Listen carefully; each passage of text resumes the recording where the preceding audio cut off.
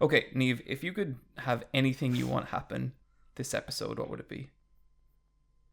Within the confines of what could happen in this Of episode? all the things we could talk about, of all the wonderful things we could do, what would be your number one choice? My mind is going to Brittany. Oh, I'm sorry. Continue. What was that? That was nothing.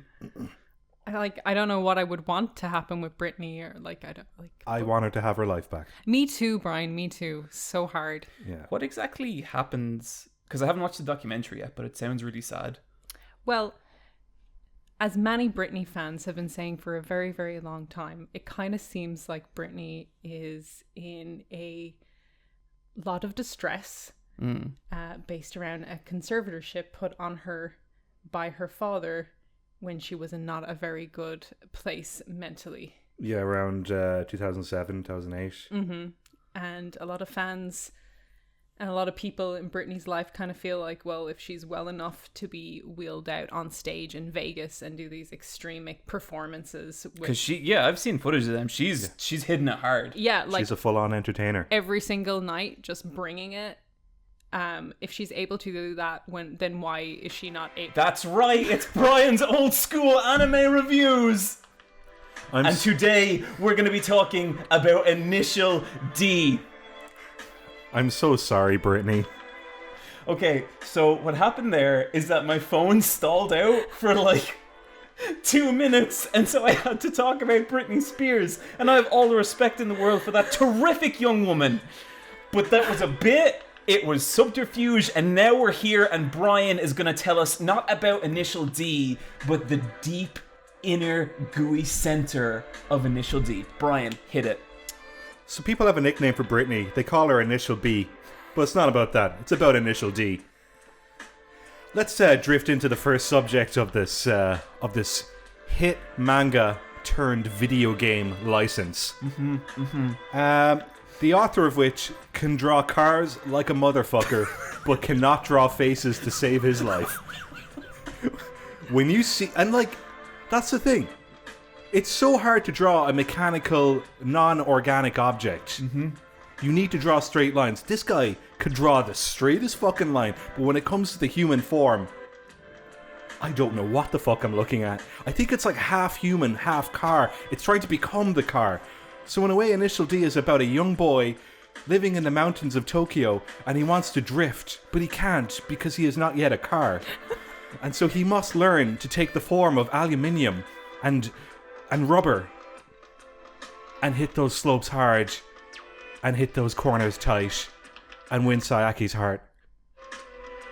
Bryan, that was beautiful. That was absolutely beautiful. I think we learned a lot about Initial D, of course. I learned a lot about my own ability to completely fail under any kind of pressure at all. Just shit the bed and just not know what to do, and be horribly offensive to Britney Spears, which I really regret now. But I guess you just have to go with life's disasters, right? Niamh's such a big Britney fan. That's Free to Britney! You what to her that was her wrestle talk, and you just shat all over it. Yeah. So what I loved about that was I had this simultaneous moment where I was looking at Niamh, and I could tell that she was both upset and furious. But she also, on some cosmic level, did think it was funny, and so her face was kind of like a.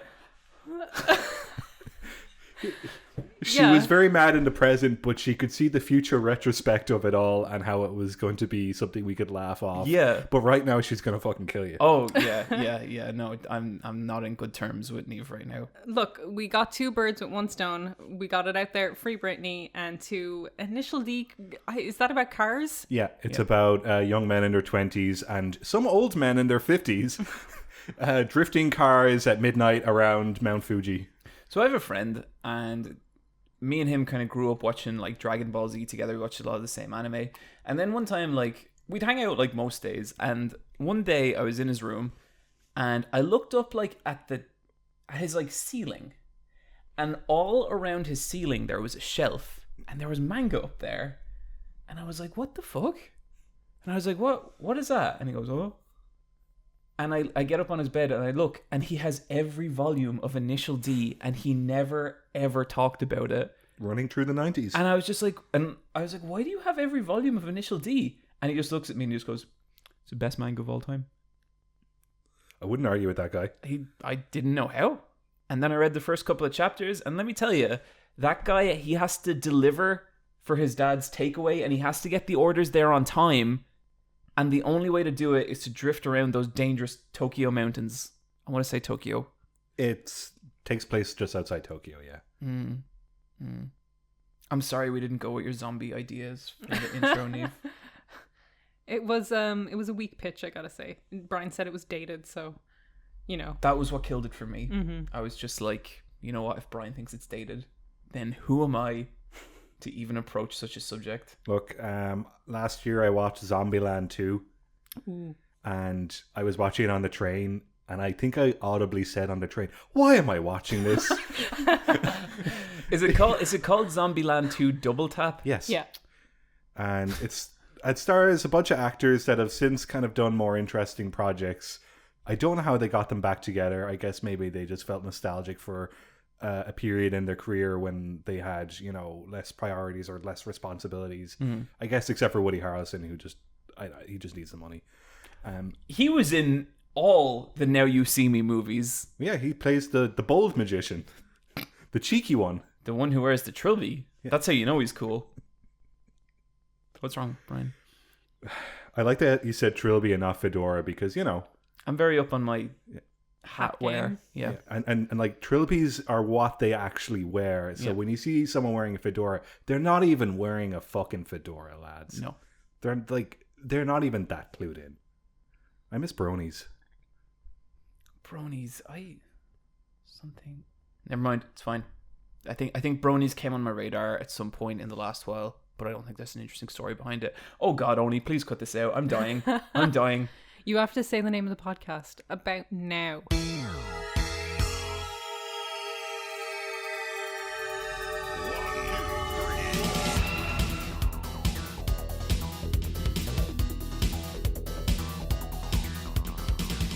Welcome to the Let's Fight a Boss video game podcast. The world's strongest video game podcast. I am sitting here with two of the greatest elemental beings that there has ever been.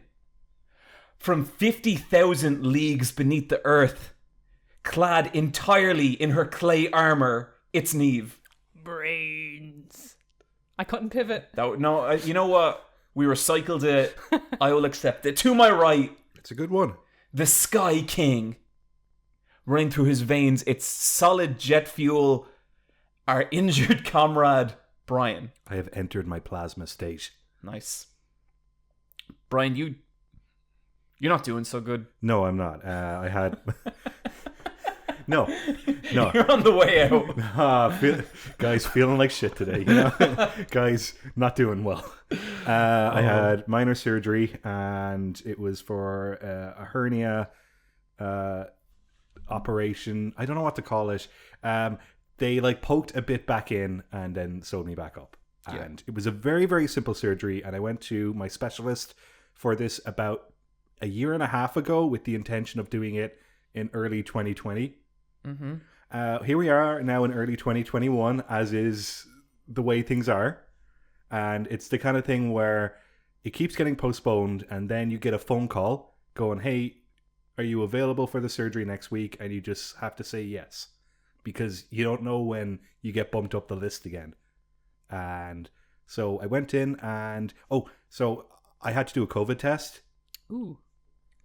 They are unpleasant, but not as bad as people say they are. They go up the nose? They go right up the nose and they scratch your brain. And they go right down your throat and scratch your throat. And you know when you get a part of the inside of your body scratch and you feel a dry patch, but the inside of your body is moist. So you feel like a dry space on a moistened inside. And you're like confused for an hour, and then it sort of like, you know, evens out again. So I've been watching a bunch of videos of like psychic surgery. Oh yeah. Oh. And for whatever reason, all the psychic surgeons do this scissors up the nose shit. They wrap it in like tissue or cloth, and then they go up your nose, and they're like, "You're cured. The devil doesn't want to kill you anymore." Are they touching brains? Like, is it just the nose is somewhere where you can put something up there? Like, I don't but know. you're not because touching anything. It goes much deeper than it should. Like deep Yeah. enough to make you go like, "Oh," you know. Yeah. They're probably poking your frontal lobe so that you believe them. Yeah. I don't know. Tap tap. Like, yeah, they are kind of just like reducing your IQ on purpose so that they can take advantage of you. So Brian, you were messaging me shortly after you were out of your surgery. Oh yeah, so I was so high from the oxygen. I was stoked. I was so full of energy. I also had the shit kicked out of me because I had surgery, and I didn't know I was getting like a full general anesthetic. I thought I was getting a local one, you know, where I'd be awake but numb, because the surgery was less than an hour. It was a very quick in and out job. Yeah. So I got, you know, a little message explaining like that you were kind of fucked up and that you weren't going to be able to make it to movie night.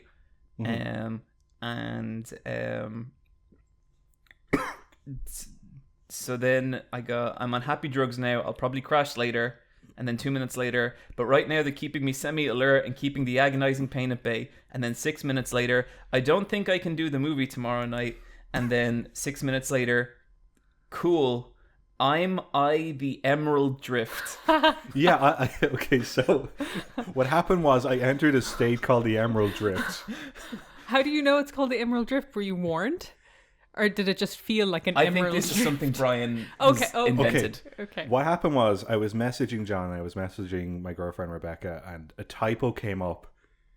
And the thing is, my short-term memory was shocked.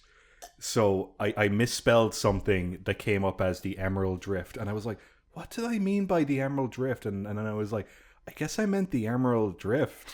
So I don't know what I meant to say, so I guess that's what I meant to say. So that's what I'm calling it now. Yeah, the Emerald Drift. And I dig it. Yeah, that's a really good after hospital haze name. Yeah. oh yeah. One of the best night of my life was like in the Emerald Drift. The one after your butt surgery. Yeah, and, after my butt surgery. And I listened to the Silent Hill 2 album like 12 times. and the bed was flying, but you weren't in it, but it was. Yeah, it was incredible. It was like the happiest I've ever been. Because for me, I know when I woke up, I was talking to a nurse about rings. And I was like, I didn't have my sleeping ring on. And she was like, oh yeah, don't worry, that's at home. And I was like, okay. And then then I was going like, what time is it? And they were like, it's just a little bit after 12:10. And my last memory before I went under was, you know how good I am with time. Yeah. Okay, so I looked up at the clock and it said 11:15. And so I was like, oh, so I've been asleep for just over an hour. And they were like, yeah, okay. And then they started explaining really important stuff to me. And then 2 hours later, when I was like more alert, I was like, guys, you're going to have to tell me everything you told me 2 hours ago. Because that was me pretending to be aware. And they were like, yeah, we know. Brian, is the sleep ring something you made up or is it real? Yeah, I'm so curious. I don't know.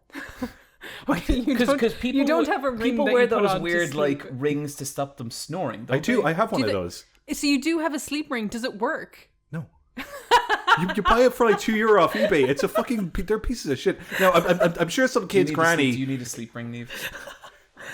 Yeah, I want a sleep ring. I don't snore, but that sounds fucking cool that you go to bed and you put on your rings like a lord. What about like a belt? My sleep belt. It's just mood changing just shit. keeps me in. It keeps it all constrained. And like the buckle is like a moon that's asleep. Yeah. But then when you wake up, it's a sun and it's screaming. And you're like, well, time to wake up. Yeah. Oh, finally, bring statement belts back. I know at some point we talked about pajama wear on this podcast. Like I know that's happened. Yeah. But what's your guys like pajama wear? We have a whole episode called it's called pajamas because you open with this question. Brian, If that let me remember. if that was more than 20 episodes ago, it might as well not have happened. Okay, Brian sleeps in his underwear. I do. You do, yeah. Yeah, It's too hot. You have And I need to lot be of flexible clothes to for my put on. dreams. Yeah, I have like a 3-piece suit I wear. yeah. Like I have a shirt and a tie and a waistcoat, and I don't get under the covers. I just lie straight, kind of looking up. So because you sleep like a 1950s sitcom husband. I get cold. I just wear pajama bottoms and an old t-shirt. That's pretty good. That's what you wear anyway. Yeah. That's what you wear now. Your I Blade always 2 like- t-shirt. No, this is a new old t-shirt. Okay. During the winter, I'll wear a t-shirt, but during the summer, I won't. Would you ever wear a hoodie? Oh, they're for outdoors. Would you ever wear a hoodie? No. Really? Yeah. Oh man, every night I wear a hoodie to bed. I get so cold. I get so chilly. What the fuck is wrong with you? I don't know. You need a hot water bottle. Now that sounds like a good idea, but I always make a hot water bottle and they're too hot. Then put it down And they at hurt the... my skin. You need to leave some cold water in and then pour the hot water in, so it has a good Yeah. mix. And I think one time I needed a nice relaxing evening, and so I got a hot water bottle, but I didn't screw in the top right, Oh, and I no. scolded myself. Oh. And it's taken like That's the a fear. chill. So yeah, I have a slight fear, even though I love them. Yeah. You know, like I do really like them, but I always have this feeling every time I fill it. I was like, tonight's tonight that this is going to burst on top of me. 'Cause- Like every single time. You know how they have a warranty and it's like a couple years, but you own a hot water bottle for like 10 years. Yep. And it's going to be that night. She's going to burst. Mine's of a sloth. It's very cute. oh, I know. I have one of a blue sky. mine's red and it has little cartoon foxes on it. Oh. We are the cutest. We can be. We're just Yeah. a couple of snuggle puffs. I feel like when all the awfulness kind of moves to the side, it's like those guys, you know. You guys are so twee. Oh, no, Brian. John, you're so cottagecore.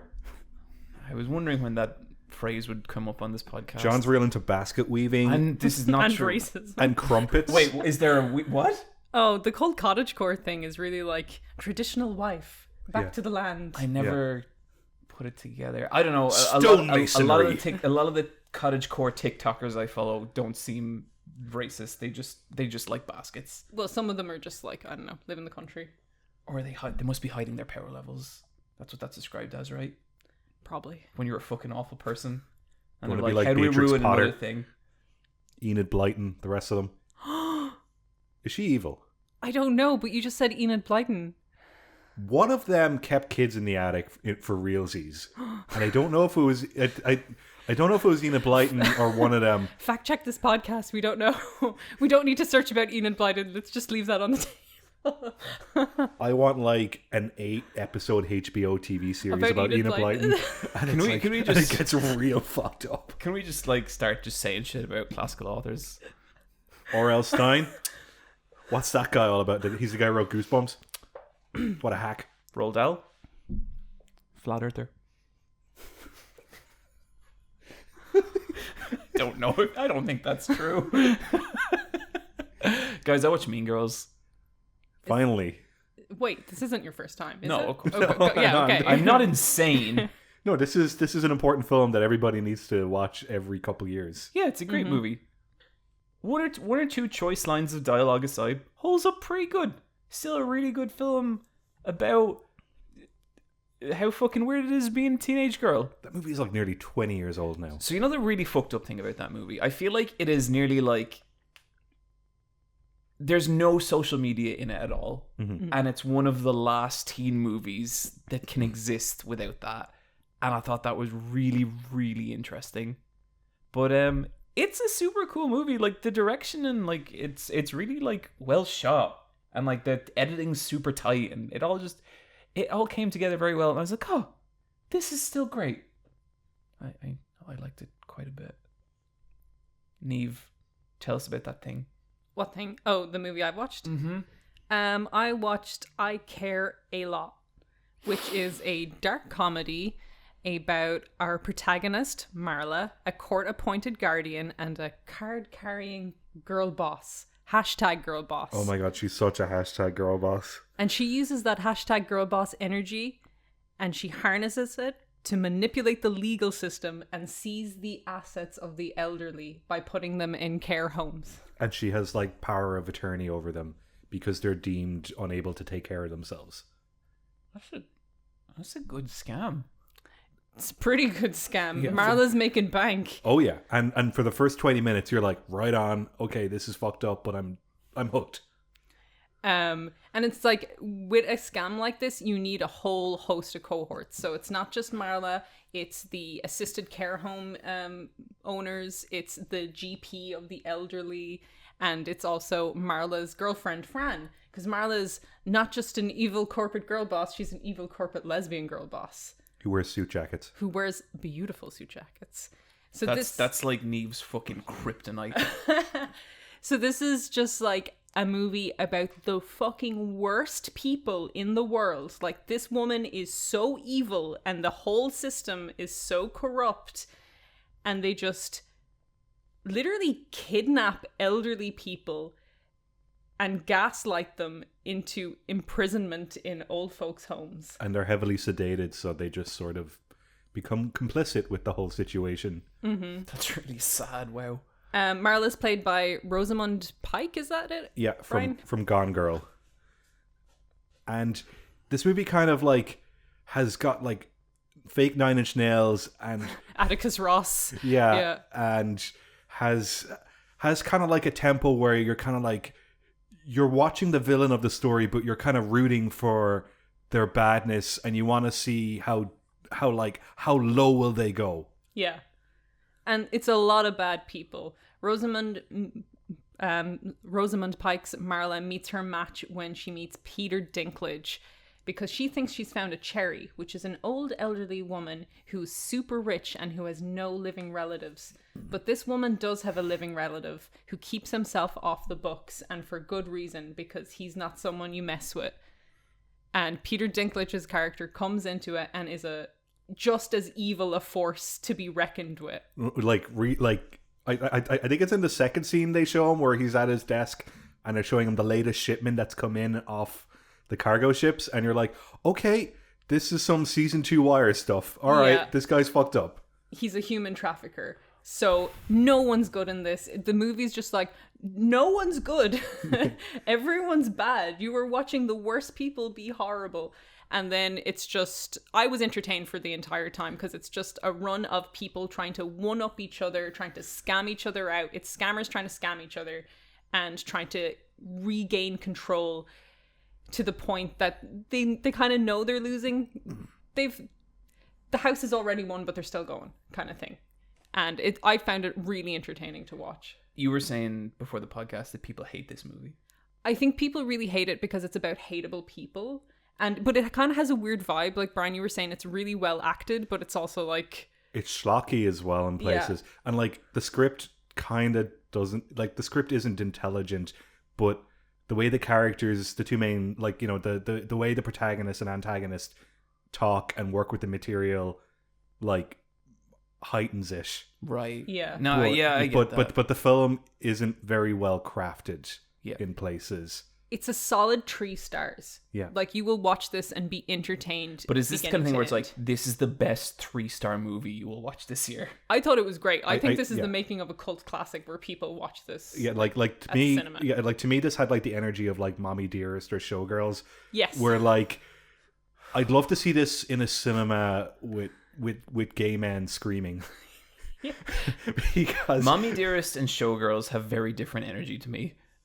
I know, but you know how they were made to be made as serious films, and this is like a dark comedy, but it's meant to be like, it's meant to have moments of impact that aren't successful as being the impact that they were going for. Okay. It has like weird priorities, because it's like kind of like illustrating how corrupt systems are and how corrupt people, and like Marla's character is all very much like, I'm a woman and you won't put me down, but like, you know, she's like this feminist, air quotes, but she's the most evil person on the planet, looking out for herself and putting elderly people into homes. And she's such a great actress. There's a scene where she amazing. Basically walks a woman out of her house being like, you have to come with me. And this elderly woman is like perfectly like able to live on her own and live in non-assisted living, and she's just pushed along and confused with like smooth conversation, and Marla just whips the phone out of her hand in such a smooth way, and when she gets the elderly woman's phone, you're just like, oh, because there was That's this her moment. lifeline. Yeah, there was this moment of trust that she manipulated so deftly. Like, Yeah. the gaslighting in it is horrible to watch because it's so well acted. And it's probably based on, like, I think up to that point, you're like, this is based on a real thing. Then it kind of gets a bit wacky and surreal, which I was kind of a bit disappointed with. But then it got so wacky that I turned right around on it, and I was like, okay, show me what you got. And it fucking shows. It's a party. Yeah, it is. I really, really like the protagonist, like, look of the two characters, because you've got Rosamund Pike in this like white suit with giant fucking shoulders and high heels. Although no, sometimes she's wearing Vans. She has loads. She has So many costume shoes. changes. All the clothes are really nice in Yeah. it. She's a bright yellow suit. She's a white suit with her hair slicked back like Yeah. like And Alex she's from so tall. Resident Evil. Yeah, she's like way taller than everyone else. And then you have Peter Dinklage with a full-grown beard, and there's bits where And a top knot. and a top knot. And Oh, there's- whoa. Because he's a bro in this. Yeah, and like he's so jacked in this movie, but it's Aw. still Peter Dinklage. And there's a bit where he's like suspending himself on like athlete rings, and he's like meditating, and he has like the entire Russian mafia under his thumb, and he looks so scary. And there's a scene where the two characters finally meet, and they're just sitting across from each other. And like, if this was a movie made 10 years ago, it would be very different actors. And it's two actors you'd never see together in a movie saying lines to each other like this. There was one big pet peeve about this film, and this isn't only to this film, but it's a thing I notice in films, and I don't like when it happens, is when a scene plays out, and then the next scene is a character from the previous scene explaining the scene to a new character. Oh, when did that happen? When one of the Russian mafia goons is posing as a taxi driver, Oh, okay. and he goes up to the house, and it's now being like it's getting a renovation, and he goes, okay, and then the next scene he meets up with the boss, and he explains what just happened. Yeah. Gotta be economic with your storytelling. And I kind of just wish they skipped ahead, because the scene afterwards where he's like eating the cake and he's got the gun, that was the important part. And I just don't, because like the movie is a teensy bit too long, and I just wish they just neatened up little gaps like that, please. Sure. But that's just me being weird about movies. It sounds like, well, that's what we do on this podcast. We take the things people love and we be weird about them, and everyone feels bad for liking what they like. I think everybody should watch this movie. And that's why you all listen. And you keep coming back, so we keep doing it. We keep getting away with it. It's just, what the fuck are they gonna do? Yeah. What do you, like, if you listen to this, like, what are you gonna do? I like it that there was evil lesbians. They were very evil. It was some good representation. It was some good bad representation. The villain. I'm gonna check that out. That sounds great. Yeah, it's absolutely a party film. Watch it with a gang. Totally. Watch it with a friend. Have a drink. Yeah. I think if you and a buddy are doing a video call and you don't know what to watch together, this is the film to watch. Oh my god. There's a lot of, I can't believe they would do that. Why is everyone so bad at killing each other? Bryan, you watched Standing Up, Falling Down? Yes. This is a comedy drama that came out a year or two ago. It stars Ben Schwartz and Billy Crystal. And it's like a normal movie. And I forgot that they used to make normal movies. What do you mean? There's no superheroes. There's no franchise. This is just two actors acting from a script someone wrote. And the budget is normal. And it's filmed with cameras. Is Bryan still on his pain meds? It's been a while since I've seen him. Strip back.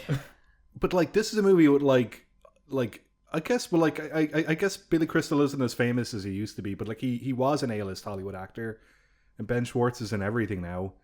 It's nice. Sonic the Hedgehog? Yeah, Sonic, sure. It was cool to see him in a main role, because usually he's like one of those supporting roles where he's in a movie for 10 minutes and then that's it. It's a movie about a young man, roughly our age, played by Ben Schwartz, who moves back home after his failed attempt at being a comedian in LA doesn't go as planned. And it's him kind of biting the bullet of reality about he's going to have to get like a regular job and just kind of just fit into suburban society.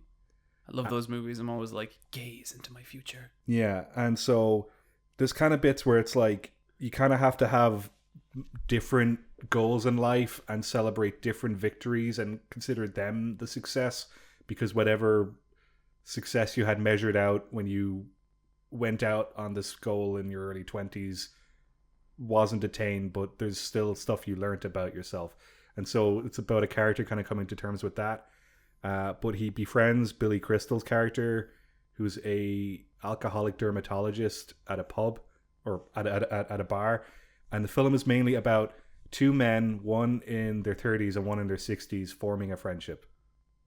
And Sweet. it's very, very difficult for adults to make friends. And Yeah. you very rarely see a movie about two adult men in a really nice friendship together. And they're both very broken people that are deeply flawed, but they make each other laugh, and it's a nice film about that.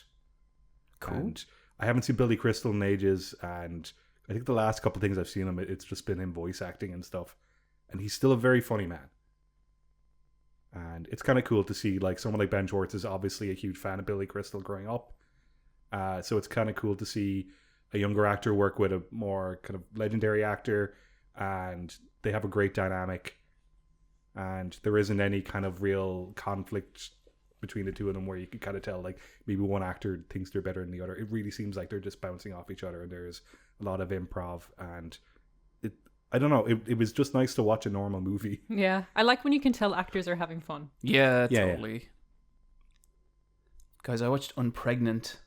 Oh, I love this film. Bryan mentioned this before, didn't he? I thought so. Yeah. I was like, I am nearly sure, like, that I couldn't remember it, but this is the kind of movie we couldn't possibly have not talked about on this podcast. Unpregnant's such a strange title that I'll Really never strange. forget it. Yeah. I'm pregnant. Have you seen this, Niamh? No, but Well, I think you would be into it. okay. Yeah. On Very my much list. so. It's a very good road trip movie. Yeah, it's a road trip movie about two girls, and one of them gets pregnant by her stupid boyfriend, and they go on a road trip so that she can have an abortion. And they're like, their relationship is really interesting because, like, she's kind of gone and become, like, the kind of perfect, like, you know, pristine high school girl, and her other friend's just like this weirdo burnout. And I think it's a kind of relationship and kind of characters where I don't think it would really work if the actors weren't so good. And, like, you know, Bryan, you were saying about, like, Billy Crystal and Ben Schwartz having a good time. Like, Yeah.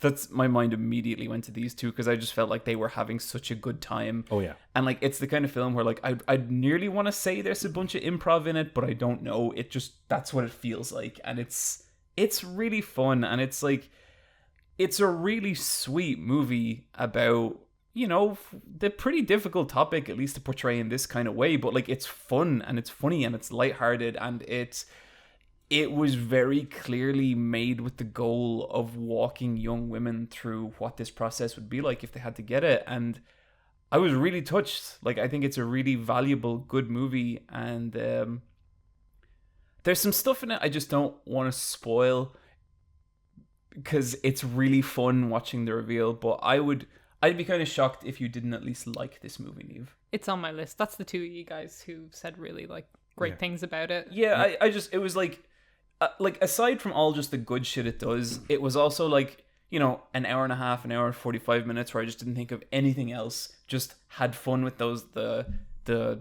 characters in the world. I think it took me like maybe 10 minutes to get into it, but it was really fun. It kind of reminded me of that other one, Booksmart. Oh, Yeah, I it's would very say similar. I would say Booksmart. similar energy. Cool. Yeah, because, like, they're both kind of late night comedies with sex jokes, but not creepy sex jokes. Yeah. It's like they know how to tell that kind of joke without making anybody upset, but still making, you know, an uncomfortable, awkward humor out of Yeah, it. still doing gross out humor without punching down weirdly. Yeah, Totally. yeah, absolutely. And just a really, like, a confident movie. Like, the people who made it knew exactly what they wanted to say and they went for it. And it doesn't feel like a movie where there's, like, you know, a million grimy executive fingerprints all over it. It's just like, oh, clearly these people believed in this film and thought it was important and they made it. And it was, I thought it was awesome. It was really good. That's great. Guys, this is like the fastest we've ever gotten through strategy talk. No, whatever, media section. Questlog. Yeah, How guys, many We never years? say it. We never say it. You never say it. it says it in the description, but it This has a name. It is called the quest log. but we just never say it because we always flow into it smoothly. Yeah, like it's never been like, no, let's go to our quest log, and it's like, Yeah. I feel like if it was like, let's go to our quest log, that would just be, it would be really lazy on my part, and it would just be very like an awkward way to kind of connect one part of the podcast to another. Anyway, strategy talk.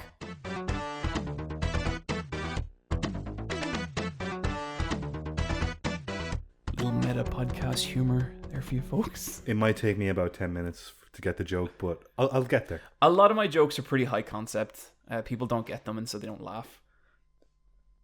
That's a good explanation. Yeah, How you feeling, Brian? I'm doing great. Okay. You're doing okay over there, buddy? Your energy levels, you're doing good? Yeah, I've got my cola. I'm doing okay. Okay. I'll do a bump in a while. I'll be fine. Yeah, yeah. Gotta keep that energy up, you know. Yeah. I can't get it out of my head. Earlier, me and Bryan had a conversation where it's like, how many children do you think listen to this podcast? So I'm just gonna say now, listen, you fucking 9-year-olds, you know you're not meant to be listening to this. Stop. And I want you to play this part for your parents. Hey, Andrew, watch your fucking kid. They shouldn't be listening to this. This is about video games. They're for adults. Sometimes we talk about adult things on this podcast. Yeah. I don't want to get in trouble. Like farts. Jesus, yeah, it's true. Niamh, you played the Triangle Strategy demo. Project Triangle. Project Triangle Strategy. Yeah, that's what we're starting with. Wah! Okay, so the Triangle Strategy, Triangle Strategy was shown off in a Nintendo Direct. And they showed this nice little demo of a 2D, 3D world, quite like Octopath Traveler. And It's they from the said, same devs, isn't it? Same devs. Yeah. And they said, demo available now. So I downloaded the demo. Looked awesome. Yeah, it's nice looking. I don't think it's as nice looking as Octopath.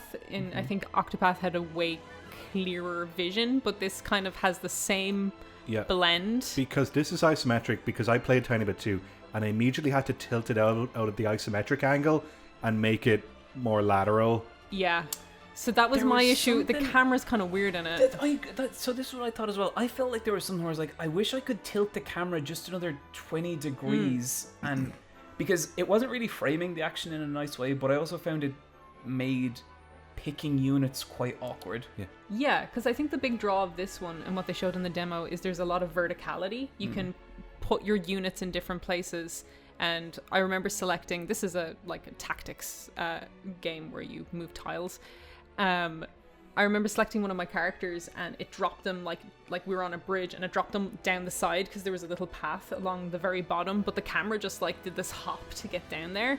And I was like, oh, they're gonna have to fix stuff like this. But that was the big issue for me.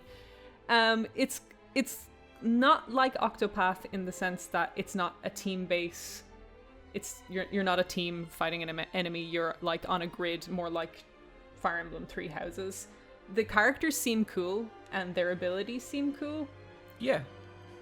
I liked what I could grasp of the story, but I did feel like they dropped in for the demo. They dropped you in a scenario, and I felt like I was kind of constantly trying to pick up the pieces of what was happening. It was a really weird section to demo. Yeah, because there's lines like, even though you're at my cousin's wedding, that won't stop me here. And I was like, what? Look, they just want to cross the bridge. It's in the middle of a king, there's 3 character deaths in this demo that goes on for maybe under 2 hours, which is just such a strange decision. I skipped the opening demo in the hall, and as you skip through it, all these characters fall and die, and I was like, cool. It's like watching a Shakespeare play, but you don't know. I liked it looks like a huge cast. It looks like an opportunity for some really cool characters, and the sprite work is really nice. My the big takeaway I had with it is I thought it was really dry in its storytelling and its language that it was using. It kind of does that faux formal Shakespearean stuff that's these RPGs sometimes use, and it's either not a good translation or it's just bad VA. It's both, to be honest. Some people acted it way better than others. The main character was pretty dry, but some of the other characters were like, oh, it's theatrical, and they kind of gave it more. But I think for me to want to play that game, it needs it needs a really big injection of fun into it. Yeah, there was something a little bit lifeless about like how the story played out. Yeah. I also felt like the battle system, I felt like there was the room for kind of cool stuff, and it's like there was some interesting systems for sure. I thought it was real clunky. Like when you think of like a Disgaea or a Fire Emblem or something like that, I feel like they are so streamlined and they feel so good to control. And I was kind of surprised because like with Octopath, I think that battle system in Octopath feels amazing. You tap L and you buff up and it's like, oh man, it was so good. And with this, I felt very kind of fiddly. Like I was constantly having to readjust my moves because I was like, oh no, wait, that's not quite what I wanted. Let me do this. And like it was kind of difficult to tell sometimes which units I had selected and stuff like that. Yeah, there's a lot of cosmetic stuff. It does feel clunky selecting characters, and then with the way the camera moves and what kind of viewpoints you can click into, it is a demo that they're looking for feedback on, and I think they've kind of a lot of work to do with that. They could absolutely, these are all, like with the battle system stuff, I think those are all problems you could QA out of there. There was like, I liked some of the, there was a load of different characters, and one of the ones I really liked was a thief that could go invisible. She was awesome. She was really cool. I think her name was Lana, and this is the type of strategy game where it matters if you get a backstab or if you're attacking from the side for plus damage and stuff like that. So that and the verticality, there seems to be like a lot of fun for an in-depth battle system if they kind of bring that usability and, I don't know, a good story on top of it. Yeah. It's something I'm curious about, but I think I'd have to wait for reviews. Same. I think like the battle system could be fun as well if it's the kind of thing where, you know, you're leveling up all your guys. You're like, oh, this sword will work well with this character. Like, I could see it becoming like really intriguing that way. But yeah, I think from the trailer, I was kind of like, okay, let's fucking do this. This looks awesome. And then when I played it, I was like, huh. I think the big thing as well, the big catch in it, and we're just talk about it a little bit, is the conviction system, where you have basically two parties who want to do something. So the example in the demo is to give up this prince to a guy who wants to kill him, yes or no. And if you keep him, you will be, the village you're in will be attacked, and if you don't keep him, you're kind of you're handing over this guy. Yeah. And there's basically two groups of people. One want to give him up, one don't. And you have this scale system where you have to go and convince each character to go onto your side. And I thought that as a premise was cool, but in practice, it only took one conversation and one line of dialogue to get them all to agree with me. And that piece of dialogue was just came from a single NPC character. So I thought it was cool that it could go either way, and you could probably have a different story from someone else who played, but I thought it was very, very easy to convince people. Yeah. Yeah. So if you're going to have a system like that, but it only takes, like, it felt like a formality. Like, just ask me next time. Yeah, it's a weird one. Like I love when anyone tries to like interesting story mechanics, like gameplay mechanics that affect the story. And like when I saw the demo, I was like, that's cool. And then when I saw it sort of play out like that, I was like, okay. But I still think there's room for later. I guess I think it's the kind of game where I need to see more and be in the same boat. Yeah. Yeah. Guys, I played Persona 5 Strikers. Me too. How far are you in? Only like 2 hours. I'm like 10. Wow. Okay. Yeah. It took me about 8 hours, but now I'm really, really enjoying it. Yeah. The thing that surprises me most about this game is what a sequel to Persona 5 it is. Yeah. Like, I really thought I was buying a Muso game with Persona characters, and it's the other way around. Yeah, because I played one of the 3DS games, which is an Etrian Odyssey game, and that is very much a spin-off. But this is a 6-month later sequel to Persona, a game that came out 4 years ago. It like right down to a lot of the things that irritate me about Persona are there, and a lot of things I like about Persona are there. Yeah. Like, you know, Bryan, you were saying earlier about the character in the film explaining what just happened in the previous scene. Oh yeah. Oh my fucking god, I am so sick of this with Persona. It has like the shittiest storytelling where it's like you do something and the characters then in the next scene explain what happened and then explain what's going to happen in the next scene, and oh my fucking god. Yeah, so what happened with me was that I started playing the game and then I was like, oh no, is this going to be as long as Persona? Like, is this going to be like a full-length, like, Atlas game? And I checked how long to beat and it said, you can beat it in 35 hours if you just mainline it, or like 50 if you want to go for everything. Oh, okay, because I had heard and it that was kind of long. calmed me down a bit, where I was like, okay, I think I can digest that amount. Yeah. But I can't do a 100-hour game like that right now. Yeah, no. But like the plus side is I feel like all the cool stuff about Persona 5 is there too. Some of those menus, the shop menu, Oh, holy shit. Yeah, the that music... is like the best menu I've ever seen. That, to me, that felt like a tribute to the Dreamcast. It felt like Space Channel 5. Totally, yeah. It's so slick. It's fucking beautiful. And just the fact that, that it uses the W-Force engine that's in the Dynasty Warrior Muso games, but it is the most, like, I don't know, like, tweaked version of that, where it has the physics of it, but it still has the pause and kind of make your decisions of a JRPG, but it's still high active physical fighting. Yeah, so I played for about 2 hours. I think I fought for about 20 minutes. Yeah. Yeah. There's bits later on where it does feel like a Muso game and you're brawling like waves of hundreds of enemies, but for the most part it is just you stealthing around a location in Japan that's been altered by the metaverse, and you just have to press triangle and ambush all your enemies, otherwise you'll set your radar off and you'll get kicked out. Yeah, right.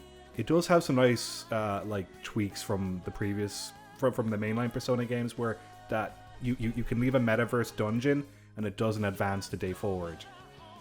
Which was a big problem I had with the Persona with Persona 5, because you've got your HP and you have your SP, and your SP is attached to most of your Persona moves, except for a few that, take your HP. But like all the elemental attacks need SP, but it's very hard to find SP in the dungeons to replenish it. But there's loads of it in shops, and so you have to play as much as you can in a dungeon and then exit the dungeon for the day and go back.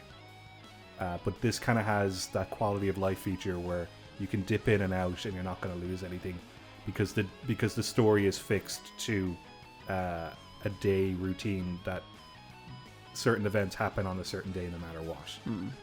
So like the I guess like the time management of Persona is kind of gone. That's gone, yeah. Yeah. And there's no like doing stuff after school or anything like that, because it takes place over I think it takes place over like 2 months over the summer. Have they graduated or something? I think they're on summer holidays. Yeah. Makoto and Haru are both in college. Oh yeah. But the gang are all about 18, 19 now, whereas in the previous game they were about 16 to 18, but they're all over 18 at this point, except maybe Futaba. I think she's the youngest. I think this is like really nice for Persona fans. My girlfriend's playing it, so I've seen a lot of it. But I think it's cool for people to revisit this cast again, and they all have like new outfits, and they are going on a summer holiday. Some of the clothes are so fucking cool. I love Makoto's tiny jacket. Yeah, it looks great. And she could drive, and she drives a camper van because she's the oldest. Yep. She's kind of like the mom of the group, and I was like, oh, cool. But yeah, yeah, and I really like that the group is already established, because I love Haru, but you don't get her until the very end. About 80 hours into the game, you get Haru. But from the get-go, you have Haru, and then your uncle who runs the cafe, he's a complete jerk to you in Persona 5 until the very end when he kind of warms up to you. But in this, he's nice at the beginning, and like he loves you and he loves the gang and he's super supportive. It's like a season 2 where all the conflict between the main cast has been solved, and now they have to solve other conflict. Yeah. They still talk to each other too much, but it's a little bit less. And some of it's, I feel like some of the writing is maybe a bit more entertaining than it was. There's a part where they order a gold bar off the dark web, and I thought that was funny. The dark web is very funny.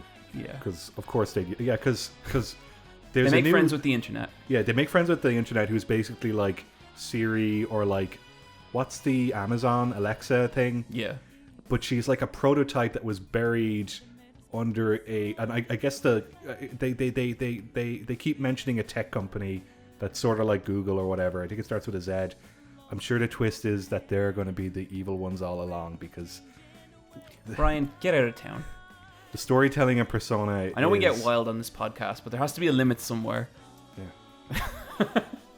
Yeah, you don't really play Persona for the story. You play it for the characters. Yeah. But like, if you like those characters, it's just more Persona 5. Yeah. Like, it's so seamless in like how much like that game it feels. I think for me, like, I'm kind of interested in seeing where this first case goes. I know who my target is. I want to get her. I'm like, okay, this is cool. You're fighting Carrie Pamu. Yeah, I'm fighting Carrie Pamu. I think the chances of me beating this game are tiny. I think like I'm kind of like, I like Persona 5. I don't love it, and I think I'm probably gonna bounce off it at some point. But I also kind of want a podcast game right now, and it's good for that too. During some parts, I just switch down to easy mode, and then I'll go back up to normal. I can't do that, Bryan. I'm the hardcore gamer. You are in your hole. Niamh's the hardcore gamer. It's true. Yeah, people have said that to me. She plays real games. She She plays games with guns. Persona only has like toy guns. Yeah. I didn't know what to expect with this game, but it's warmed up to me now, so I'll keep playing it. I kind of just bought it on a whim because I've not been following the development. I think it was called like Persona Shibuya Strikers or something. I think in Japan it's called Persona Scramble. Oh yeah, Shibuya Scramble, and it came out like a year ago, and I had not followed the development of this game, and I didn't realize how much of a Persona game. I honestly thought it was just going to be like a Musou Hyrule Warriors with the Phantom Thieves, which it is, but it is not that game at all. Yeah. This team is so talented at taking a franchise and just grafting this type of gameplay onto it, but making it so like fit into that world so completely, like aesthetically. Like the menus are all on point, every single thing about it. It's like they're very talented team at adaptation into Absolutely. specifically Also, Musou. It's really cool seeing those characters move like this, because like, again, I like Persona 5. I would say the battle animations are not its strong point. No, they're a And bit janky and stiff. The way they like flow, the characters just move and flow in this, I think looks great. Like I think Omega Force did a really, really good job in that aspect. Yeah. And like, to me as well, it's cool to play as the other Phantom Thieves, because you're still locked to having Joker as your primary party member that you can't remove, but at least you can tag him out and you can play as some of the other characters, and you could play as Mona, and when he runs, he's got his little circle cartoon spin dash. I love the charm of this. Yeah, no, it's definitely something that feels like a bit of love's gone into, and that's really cool. Niamh, Yeah. why don't you tell us about the new console from Sony, the PSP? Go. Here we go. I feel bad talking about this because I did manage to get a PS5 eventually. Fuck it. Why the fuck are we talking about it? Okay, so I don't know, I needed a lockdown hobby, and I was talking before about the PSP and how I bought a game to play on the PSP. When I got the game, my battery had exploded and I needed to replace it. So I bought a new battery. When I got the new battery, I realized my charger was boinked, so I needed a new charger. So it took a really long time. I then put the game into the UMD drive, and the drive just started screaming, and it had never done this before. And I kept this PSP in pristine condition. I was like, why does this game not want to play for me?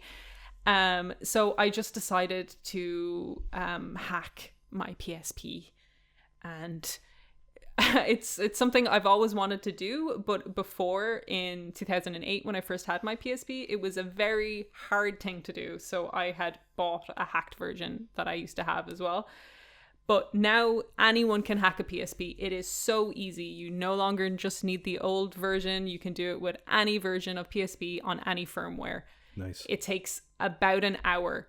And I put some plugins on my PSP, one of them which was a UMD dumper, so I could put the games into the drive and save them off as an ISO and then put them back onto a memory card onto the PSP. Jesus Christ. And the PSP uses SD memory cards, doesn't it? It uses Memory Card Pro Duo, which was Sony's memory card it made specifically for PSP and Sony cameras. They're not in okay. use anymore. The highest they go up to is 32 gigabytes, and it's super hard to get like a Sony branded 32 gigabyte one.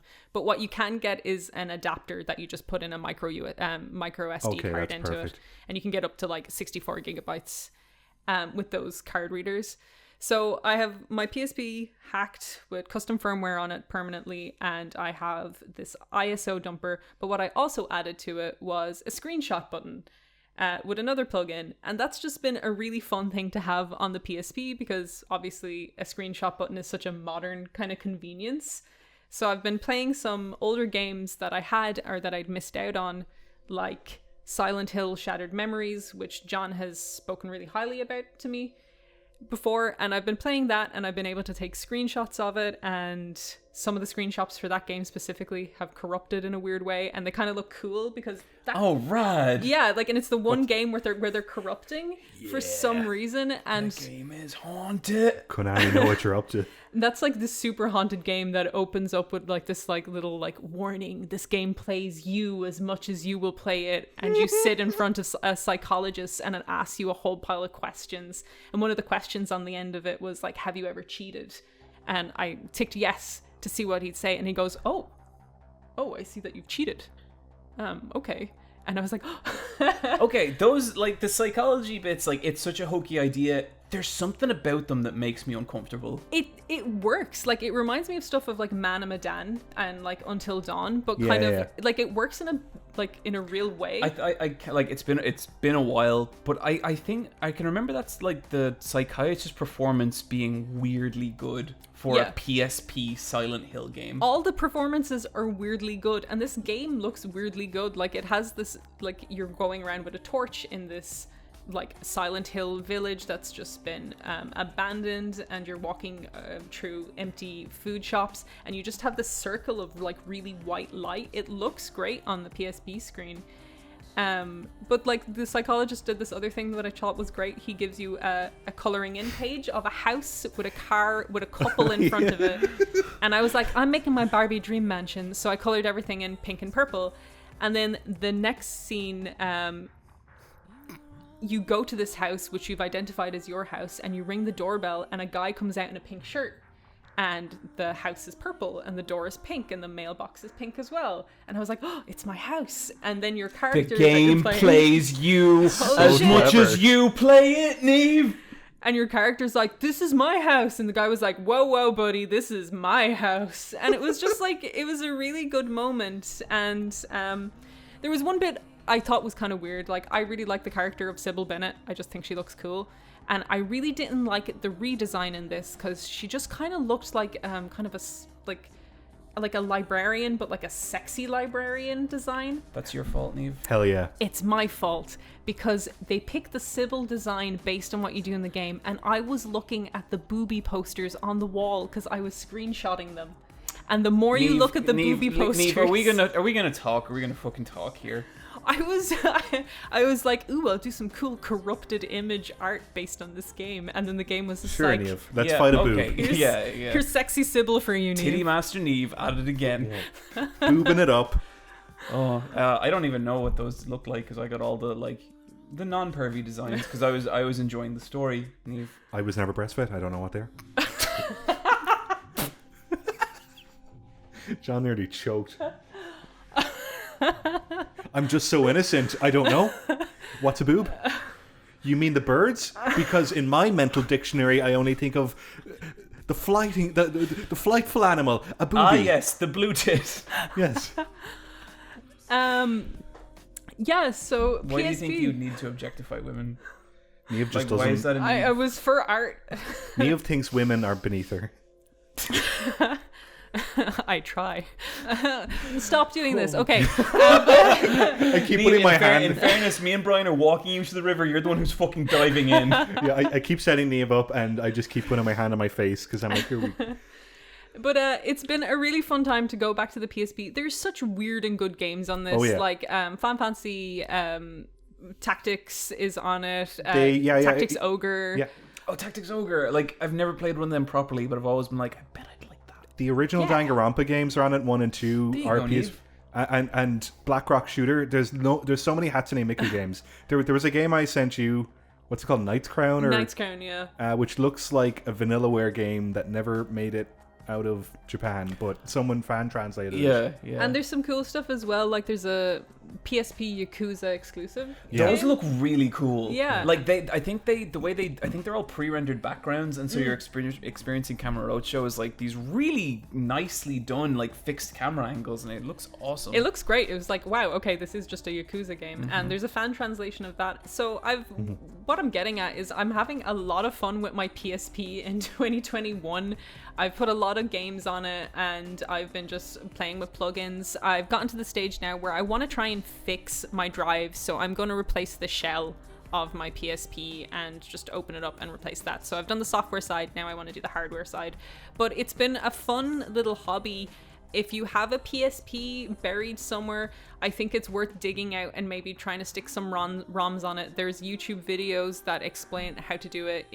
Very like easy to follow steps. It's such an easy thing to do now, and I think there's a lot of stuff you can get out of a PSP in 2021, which I am as surprised as anyone to say. Yeah, that's kind of shocking. But then like when you lay it all out like that, it is like, yeah, that was interesting. And it's like a nice little screen size. I've been playing it in bed. It's a fun thing. Do you think you play more Shattered Memories? Yeah, I'm gonna finish Shattered Memories. I'm having fun with it. I remember that not being very long, and there just being a lot of really good surreal storytelling. Like there's a bit where I think like you're driving somewhere with someone, and they're like, okay, pull over, I'm gonna be sick, and then you pull over and they like get sick, and then they come back in and they're a different person.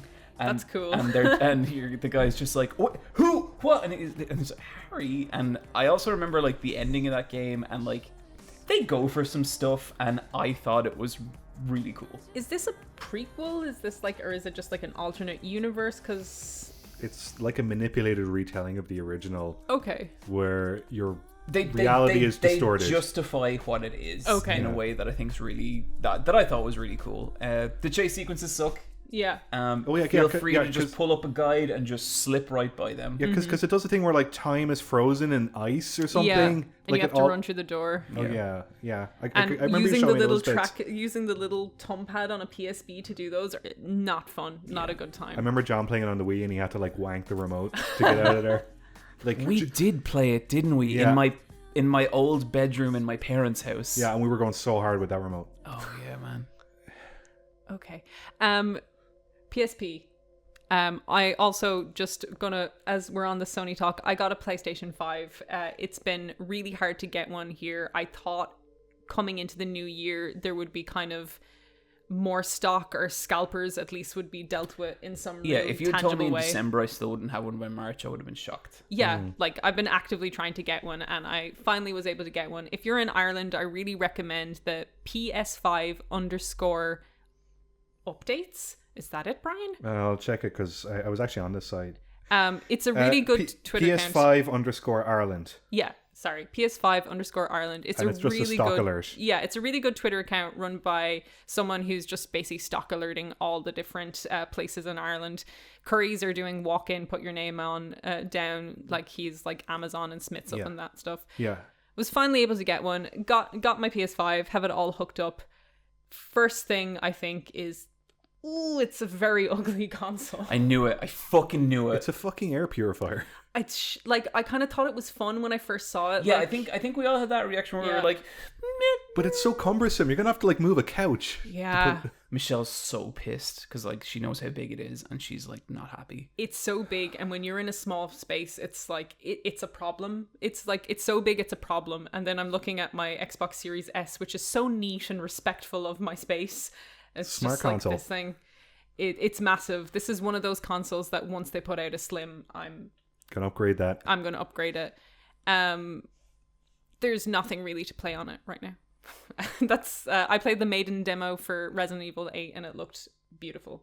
And that game is still coming out. Does the tall out. lady do anything? She appears at the end, but Yeah. it's literally 20 minutes long of beautiful visuals. It made me super hyped for 8, even though I already am. But like, That game's out in like 2 months. yeah, Crazy. cool. Yeah, no, because there are games coming out at the end of April, beginning of May that are big AAA games with PS5. Yeah, and that's the reason I wanted to get the console was to play Resident Evil 8 on it.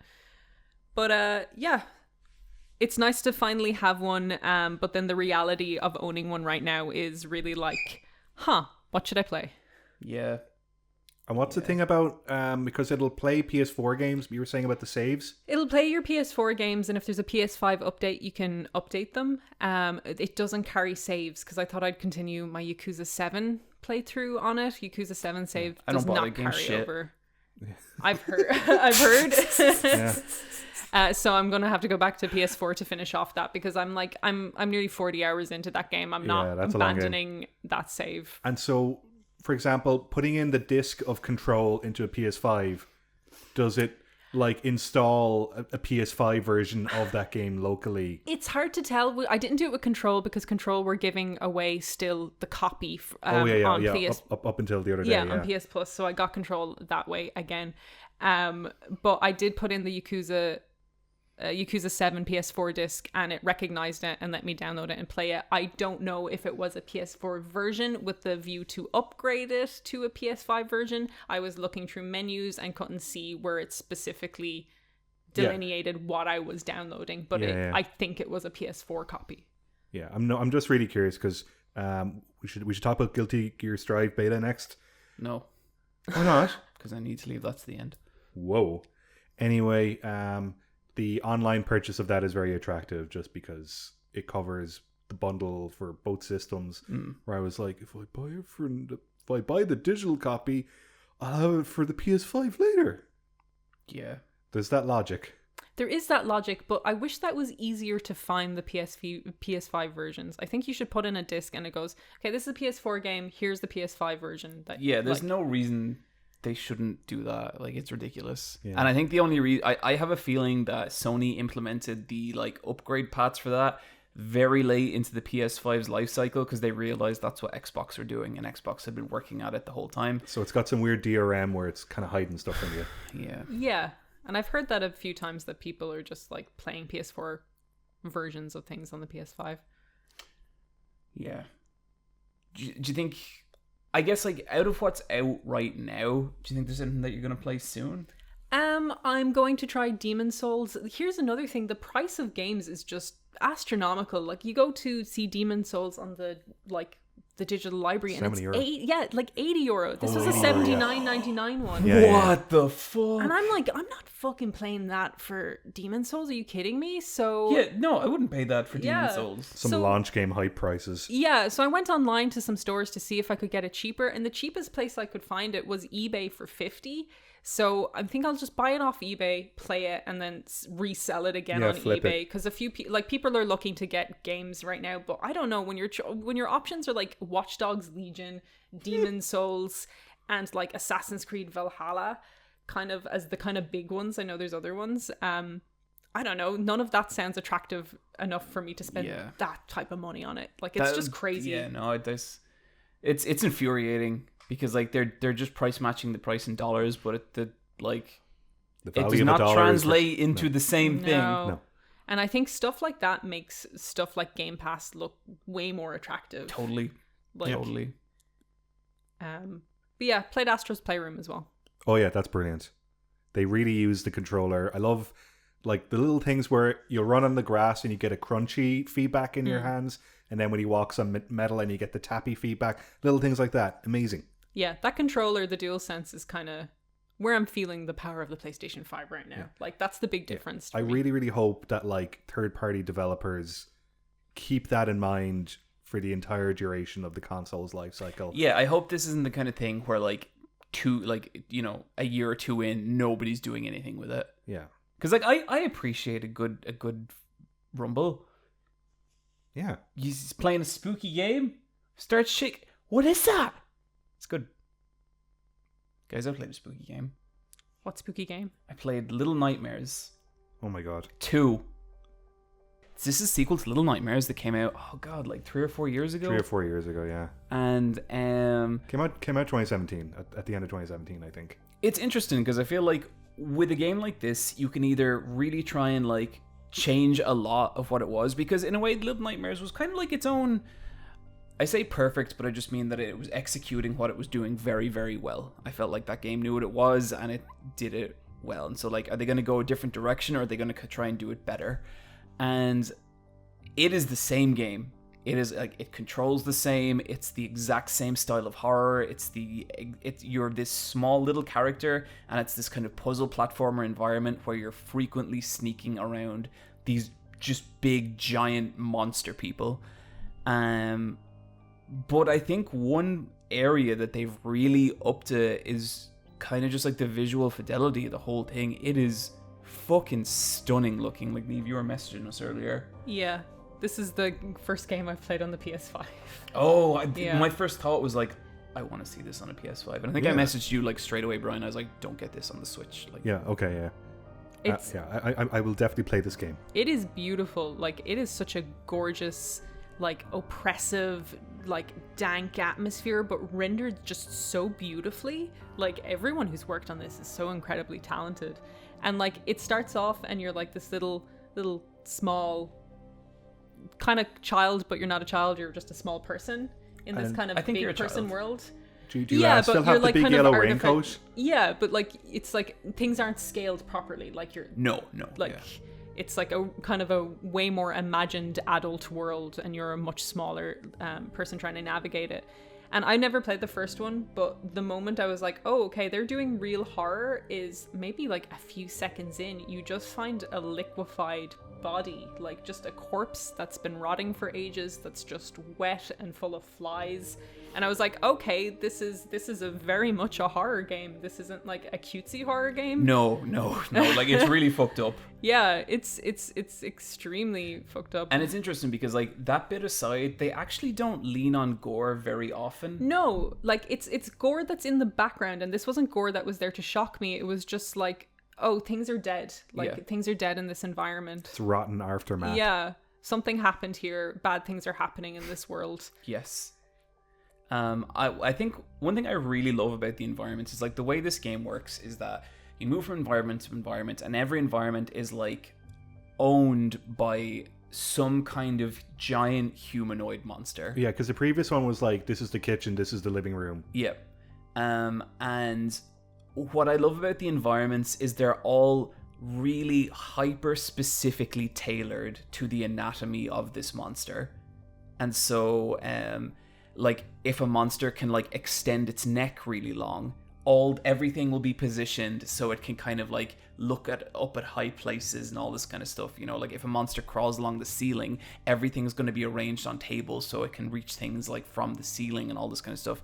And it feels so, like, meticulously crafted, and so much effort has gone into, like, how these environments would reflect these monsters, and it makes it so creepy because even when the monster's not on screen, you're always thinking about them, because you're like, wait, why would this be like that? And you're like, oh yeah, because that monster works this fucking way. And how far did you get in it, Niamh? I've just finished the school. I'm in the hospital now. I would say school is a high point for sure. Yeah. The school is really scary. It's like this school where the school children are like little porcelain dolls, and the game is just like, you've a hammer. Yep. Get smashing. Yeah. Yep. And it's like, they come at you with swift brutality. That's maybe the one new mechanic of the game.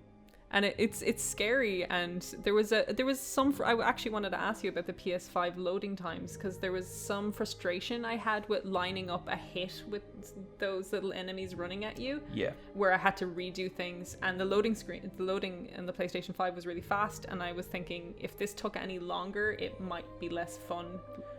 I can definitely remember those bits being a bit frustrating, because, like, there are bits in this game where you're gonna die. Yeah. And I think that's like, I know some people aren't really a fan of these games, and I think that's why you're not going into an environment expecting to get through it the first time. Is you're gonna the playable character still very ragdolly? Yes. With, like, Yeah. a delay? Yeah. Yeah. There's a 'cause, certain- Yeah, I can remember that. There's a slightly Little Big Planet feel to them. Yeah, they're very ropey. I think they feel better than Little Big Planet, but yeah. But They're floppy. I can't remember specifically if the load times were bad, but I definitely remember finding those sections frustrating, so they might have been. But it's cool. I have beaten the game. It's about, I'd say, 5 or 6 hours long. Okay, cool. And I would say like the quality of it stays really consistent all the way through. And there's always that feeling that like every environment has a lot of work put into it. One or two things, I went through an area and the monster didn't trigger.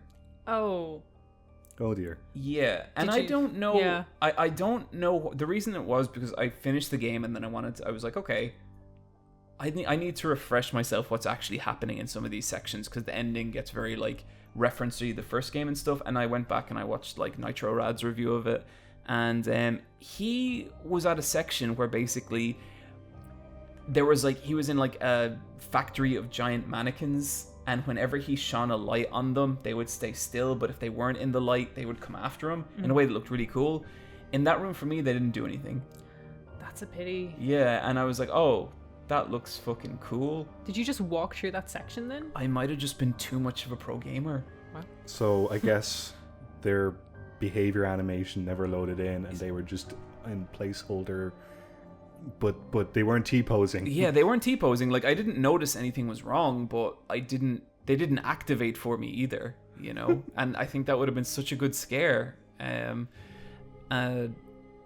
It's really interesting kind of, I guess, like, looking at what's happening in this world, because I felt like, and Niamh, like, if you get to the end of this game and you enjoy it, I'd really recommend go back and play Little Nightmares 1. That game's always on sale. It costs like a $5. It's 2.5 hours. It's just...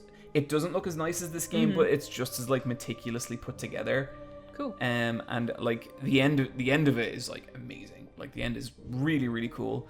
It was interesting to me because like in the first one, Little Nightmares is all about like you figuring out where you are, and like the reveal of that's really, really fun, and figuring out what these giant creatures that seem to just inhabit the world now, what they are and what their deal is.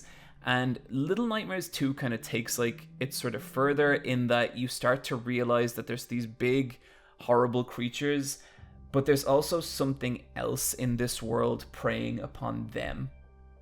And that starts to get really interesting. There is a big reveal towards the end of the game that did take the kind of wind out of my sails a little bit. Like it felt like a twist for the sake of a twist. Okay. And I think it only really had any kind of... Like, there's going to be something's going to happen, Niamh, and you're just going to be like, why did that character do that? Okay. And it only really makes sense if you've played through Little Nightmares, but it only makes sense if you can remember one specific part of Little Nightmares 1. And it kind of felt like, oh, they're not really telling a like succinct story anymore. They're doing this whole kind of world building where you're now going to watch like an explainer video. I feel like I've talked about a lot about my feelings on that kind of stuff before. So that's how that happened. There's a real there is such a so this is what was going on moment. Where stuff is being told parallel. Yeah, it's like, oh, I know. Yeah. I see that was what that was all about. And it's a bit like, it's fine, like it's not clumsily executed, but you're kind of like, oh, but I don't feel like that's what you got. The revelation doesn't really carry any kind of like emotional punch with it. Yeah. It's just like, oh, okay. That said, I enjoyed the game all the way through. I think it's about twice as long as the first game, and there's like the first game I think had maybe 3 or 4 monsters. This has like 5 or 6, and they're all cool. Like they're all really, really cool. Can't wait for you to get to the fat spider, Niamh. I hate spiders. Looking forward to it. This game is super scary. Is the spider a boy or a girl? It's just a man trying to live his life in a very specific way. Okay. Because Niamh loves the Spider-Woman trope. I love Spider-Women. What do you like about Spider-Women? They're going to lure you into the net. Yeah, I like that. I like that they lure you in and eat you. In One Piece at the moment. And I also like that they're like sexy, but a spider, so you can kind of kill them, but you see boobs. Niamh, Niamh, at the moment in One Piece, Sanji is fighting a Spider-Woman. Oh. And Sanji's weakness is women. And the Spider-Woman... and the Spider-Woman has a knuckle duster, and she's just like breaking his face off. It's really funny. Wow, I feel like this is like hitting all her. I just love that as the concept. His weakness is women. Okay, Sanji is so bad with women that in the Muso games, when you fight female characters in the One Piece Muso games, he deals half damage to them. That's pretty good. That's pretty good. That's a very good adaptation of Sanji's awful flaw. Yeah, that's fun. So Little Nightmares 2, thumbs up, good stuff. Spiders. Spiders. Yeah. And women. You're not gonna... I mean, I call him the fat spider. He's not really a spider. He has spider-like tendencies. Okay. It's just a fat man with limbs.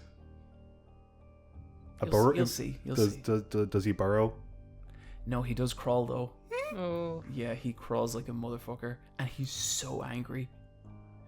But, Bryan, Yes. you played Super Mario 3D World Bowser's Fury. Yes, I did. I'd been wanting to play Super Mario 3D World again.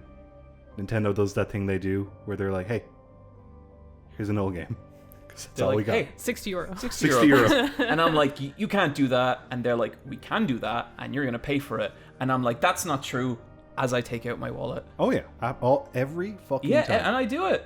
And you know what? They announced that they're going to remake Skyward Sword, a game I legitimately do not give a shit about. I might try it again, because I'm a fucking moron. I absolutely will do it again. You see, because we're idiots. I didn't even beat Skyward Sword the first time Me because I neither. lost interest in it.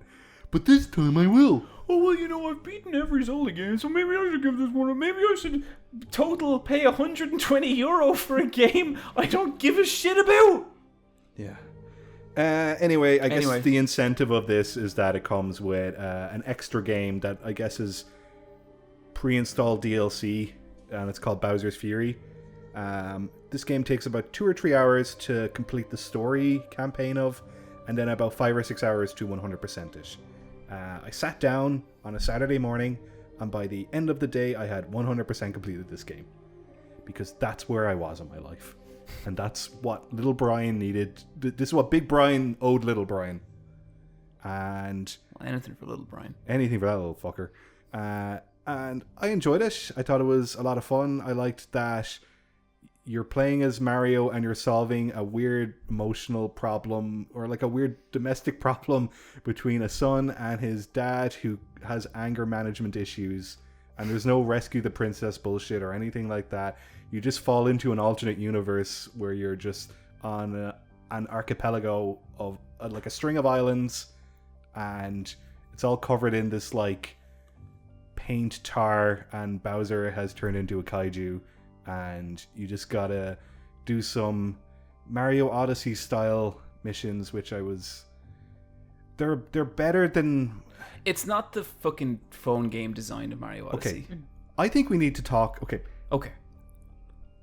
So this was something I was practicing when I had a bath a couple of weeks ago. All right. Okay. So John put out a video, and Oh, Bryan, don't expose me. John put out a video where he ranked a bunch of games, and apparently there's a bit in this video where he talks about Super Mario Odyssey and dismisses it immediately. And I saw that there was some comments being like, John doesn't like Super Mario Odyssey? Like, what's that about? Because, like, okay, so Let's Fight a Boss has been going, since 2015, and we probably have a lot of listeners since after 2017 when that game originally released. I think it's fair to say, between all three of us and Let's Fight a Boss, we do not think highly of Super Mario Odyssey. No. You know what, I'll say it. Game can go fuck itself. To the point that I was afraid to tell you guys. So, I think you barely spoke for that section, Niamh, because I think you thought that we were going to love it, and me and I'd Bryan like defend it and get upset. simultaneously were like, fuck this game. And I was like, what? Like to me, Shut up, what? like you know, to you, like, Death Stranding is something you beat, but you don't like it. Mm-hmm. Mario Odyssey is my Death Stranding. Like, that game has so many fucking problems at its core and in the story, and I beat the game out of spite, and I think it got into our top 10 because we were too stupid. Also, but, like, to be fair, that game controls like a gem. Like, the controls of that game are it absolutely... feels great. It feels very like good. there are some positives in that flawed, busted-ass game. I love Mario games. I never want to play Mario Odyssey again. I play Sunshine before I play Odyssey. I still think Sunshine's worse than Odyssey, but that's because I played Sunshine last year. I think if I went back and played Sunshine, I'd probably be like, shut up, John. But yeah, I just don't like Odyssey because I feel like what I love about Mario is like there's a star, do some crazy shit to get it. I don't like ground pound this dark spot on the fucking ground and get a star. Like, and I hated that game design, and like I know what they're going for. I've heard other people talk about it where it's like this constant endorphin rush. I do not need that. It's like, definitely aimed at a different kind of player. It's more accessible to people who don't play games. It's for stupid babies. Yeah. It's a stupid baby game and for stupid babies. It's for stupid baby grandmas. Exactly. But I just think someone who's, well, like, I guess I'm not owed anything because, like, Nintendo doesn't owe anyone anything. Like, I think we owe Nintendo. Keep giving them your money. But I found with Bowser's Fury, this is the next 3D Mario game, technically, because it was developed after Mario Odyssey, and it has some elements of Mario Odyssey, but I think they pace the... and in this, you instead of moons, which you collect in Odyssey, in this you collect cat marks. Okay, can we have a talk about the cat stuff? The cats. What's going on there? Okay, so in this location, it's cat themed. So everything has cat ears, and the grass is fur. And it's just a place where there's a cats. giant cat bell. Yeah. And you get the cat bell to turn into a giant cat. There might have been an ancient civilization there at one point. At some point, I feel like, okay, like the person, the like lead designer of this game comes in and he pitches it, and he's like, okay, and then we're gonna bring back the power up where Mario has cat ears, and here's the concept art for the Goombas. They all have cat ears and cat tails, and here's a giant bell, and if you get it, Mario, and like at some point, I would have to be like, what's going on with the cats? Like what? I didn't mind. I love cats. You make me pick between dogs and cats. You know what I'm gonna pick? I'm gonna pick fucking cats. Oh my god. I know. Unexpected. Really? Yeah. Oh, I had a deep and endearing friendship with a cat once. Kitty. Can't put a price on that. Best friend I ever had. Only friend you ever had was Kitty. Yeah. But I love cats. I grew up in a cat house. I only got to know dogs recently, and I think dogs are fantastic, but I just never had the youthful, I guess, influence of dogs. So I missed out on that. Yeah, unfortunately. see, I grew up with cats, and I understand cats very well, and strange cats like me. It's like a shit superpower, but I only like them slightly more than dogs, but I love dogs a lot too. There's too much fucking cat shit in this game. Really? I just, what is happening? I thought it was just the right amount of cat. I think if you're going to do cat, just go all cat, which it sounds like they did. I think if you played through it, Niamh, you would at some point be like, what are we going for here? Have you ever seen the video of the Russian woman in the apartment with 100 cats?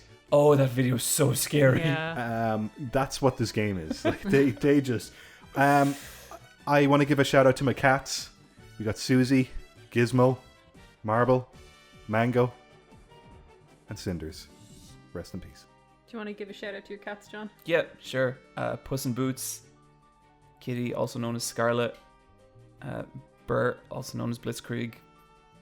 You're all fucking stars. Shout out to Millie, my mom's cat. It's very cute. And shout out to Max, our friend's cat. Oh yeah. Max is a lovely fella. Real hunk. Are there any other cats I know? Shell, she passed away recently. She's a lovely cat. She's the one that we used to mind here sometimes. If you have a cat, just shout out to your cat. Just look at your cat right now and be like...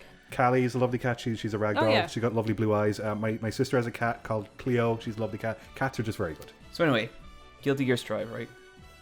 Okay, so We're Bryan... going to talk about Bravely Default 2. Actually, no, I'm not done about Mario. Look, that was the joke.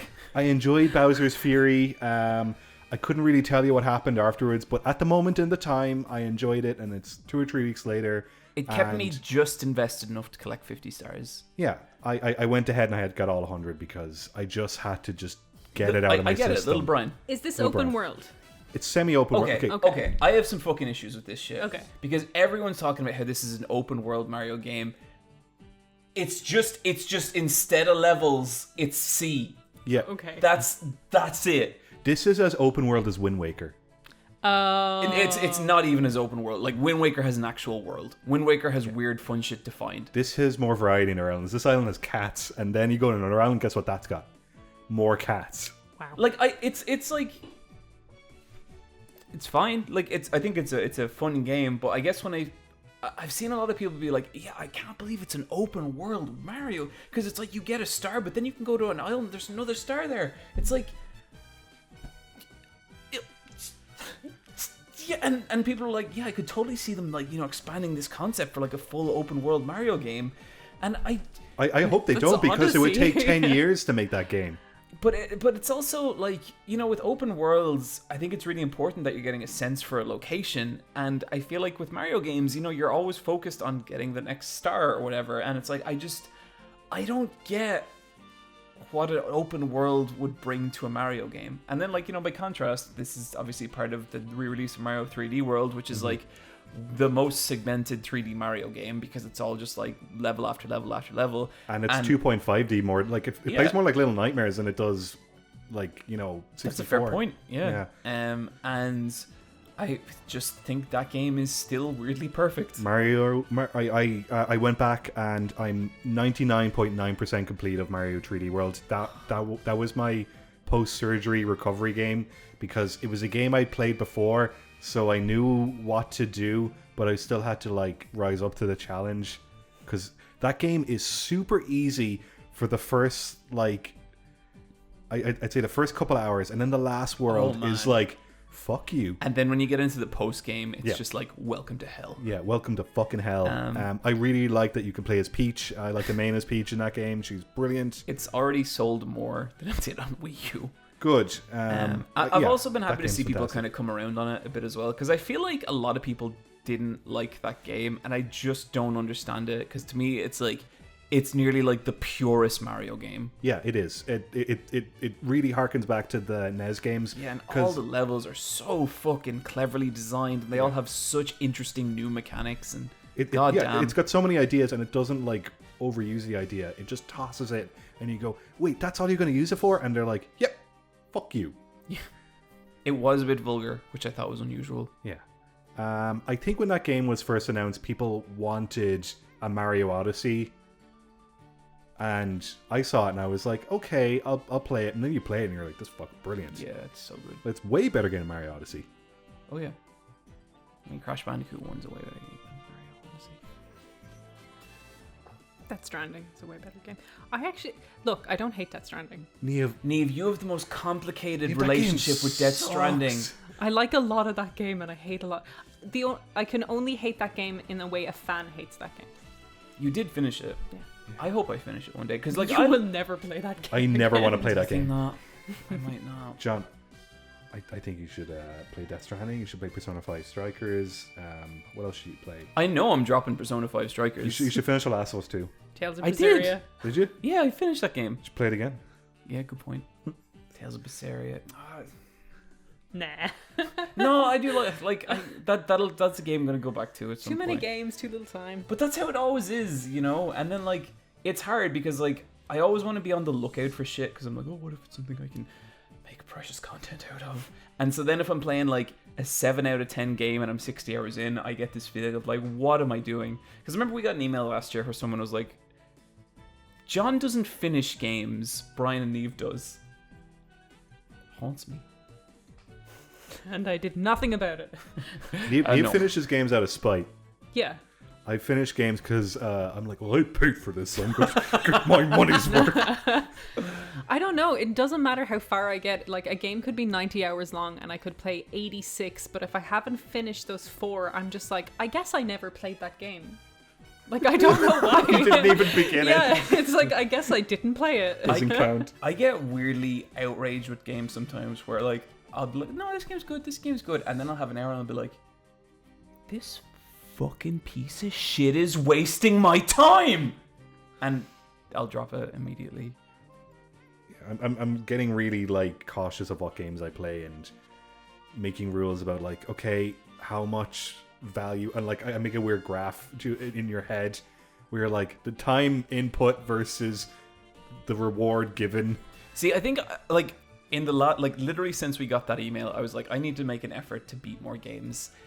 But recently, I've kind of just gone back to like, no, I'm just gonna play the games I want to play, and if I don't want to play it, I'm not going to. Yeah. Do you want happy brain or sad brain? What do you want? What do you want? Happy brain or sad brain? Like that, Niamh. I do. Oh, Niamh has Bravely Default too. Bryan, do you have anything else to say about? Mario gave me happy brain. That's it. Happy boy. I'm having happy brain for Bravely Default 2. So Happy I've been Niamh. really looking forward to this You've been game very for excited. so long. Yeah, it finally came out. It was meant to come out at the end of last year, and I it got know. delayed. And like, I bought a physical copy and it didn't arrive on release day. So I was just like, that's fine. So It's not fine, Niamh. It's not fine. So I had a very zen day where I was just like, I'm not thinking about that, but I was for the entire time. I was pissed, but I was trying to hide it. Yeah. I hate That's when all it you happens. got when it doesn't show up. Yeah. It's awful. It's like, no, it's okay. I am not bothered by this. Because you've emotionally put time aside for it. Yup. You're looking forward to this game like, for so long. I was Just going to wait a play it for the little longer. weekend, but I guess I'm not. I finally did get Bravely Default. I'm 10 hours in and I am having a super time. It's a JRPG, so it's very hard to comment on one of these when you're 10 hours in. I am in the early game and I've done a lot of grinding. The Bravely system is a system of turn-based combat where you can bank moves. So you don't take a go and you can store up moves and unleash a flurry of attacks or strategize with it. Like you need to use an MP to give yourself more magic, hit them with a stronger magic attack, or use an examine so you can see a weakness. There's loads of stuff you can do. The game's combat is just there to let you have as much fun with it as possible. It's also has a job system. And within the first 4 hours, you have 5 jobs, and it's very easy to max out a job. You get to level 15 with a job and you max it out and you get loads of abilities. And you can equip 2 jobs at any one time. So you have your main job and your sub job and you get all those abilities. So you have a battle system where you can bank moves and a job system where they're throwing abilities at you. And everyone can have 2 different types of job. It's giving you so many things to throw at these enemies that no one person will play this game the same. Like by the end of 10 hours, you'll be like, I'm doing monk this and black mage this, and someone else will have a totally different team dynamic. And what's fantastic about this is this game is so cute, so cute. They look like little toy characters, like just little toy bean characters. There's something about them that I find a bit uncanny. I know some people don't like this. It's Little vinyl boys. It's a different character designer than the last game, and the main character designer, I'm sorry, I forget his name, but he's done all the marketing materials, like the cover art and stuff. But the character models are by someone else. They are kind of on the side of uncanny, but to me, they're on the side of uncanny where they look like toys. And I find them aggressively cute. Like when I'm playing this game, I'm kind of angry at how adorable I find it. Have they got feet or triangle tiptoes? They've got triangle tiptoes, but there is a tiny little extra triangle. Just for a little foot. boot. There is a little boot because every class has an outfit, and there's an outfit for every character in the class, and the outfits are so cute and so silly, and everyone has little boots. And for the white mage, it's like a ski lodge, white fur look, and everyone has these little white booties. I remember that. Yeah, those were so cool. They're so good. So 10 hours in, I'm collecting more jobs, and the story's getting going. Nothing too serious so far. There is 4 crystals that keep calamity at bay, and the crystals are gone missing, and you and your team are going to get all the crystals because the girl on your team, Gloria, is a princess whose family has guarded them forever, and you're along for the ride. The cast is really fun. I really like all the characters, and they do a little thing that I find nice, but again, I know this is some of the things I enjoy are sticking points with other people, and I can understand why. Every character has a different regional accent. So there's a Scottish guy in the group, there's an American woman, there's just some there's very just general regional dialects. I like that because it makes this world seem bigger. And the first town you start in is a port town where your main character Seth washes up on a beach, and it kind of just makes this world seem larger than its top down little 3D model world kind of allows it to. It's visually very pleasing, and the characters are very charming. I'm looking forward to getting stuck into the story because, as I said, very early on. Kind of like, so far, is it kind of just your standard stuff? Or? So far, it's standard stuff, but the characters in the VA is good enough where I'm like... And they've introduced like loads of sub-characters who are really silly. Like there's Orpheus, who is a bard who just kind of negs you. And like there's humor there. Like this isn't like Triangle Strategy where I was like, ooh, this is very dry. Like there is a good sense of humor that I'm looking forward to uncover. So I am in a great place with this so far, and I really hope it continues. And I'll talk about it again next episode. When I played the demo, I enjoyed it. It kicked my ass. The demo was made harder to get more gameplay out of it for people. Okay. So, because I think I nearly enjoyed it, but I also think like I didn't beat the demo either. Yeah. The game right now I haven't lost, but again I'm in early area, and I did a thing where they give you a character in your party to help you along at the start, Sir Sloan. I was like, well, I'm gonna grind while I have Sir Sloan because he just throws healing items at me. So I'm in a good place. Like in terms of my leveling right now, so I haven't really had the battle system throw a hard boss at me that has wiped me yet. But from what I've been reading, there is spikes in difficulties. I'm playing on normal, and there is a hard mode that you can push it up to, but from what I'm reading, there will be those spikes. So that's why I was grinding as well. I was just like, I'm gonna need this. Yeah, Cool. it's a good investment. Niamh, sounds like you're having a good time. Great time. So big thumbs down all around. Yeah, don't play this game. Okay. Let Niamh play it instead. All for me. Guys, I've been playing... Well, I did play the Guilty Gear Strive beta.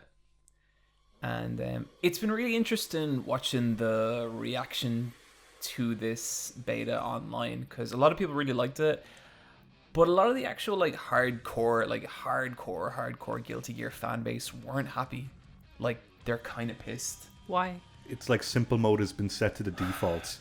Kinda. It's not even that. It's like there's kind of two basic types of 2D fighting game, and I'm not super familiar with some of this terminology. I was kind of looking it up, so apologies if I have this wrong, but like there's neutral based fighting games and Okizeme based fighting games, and Oki fighting games are basically like they're all designed around pressure.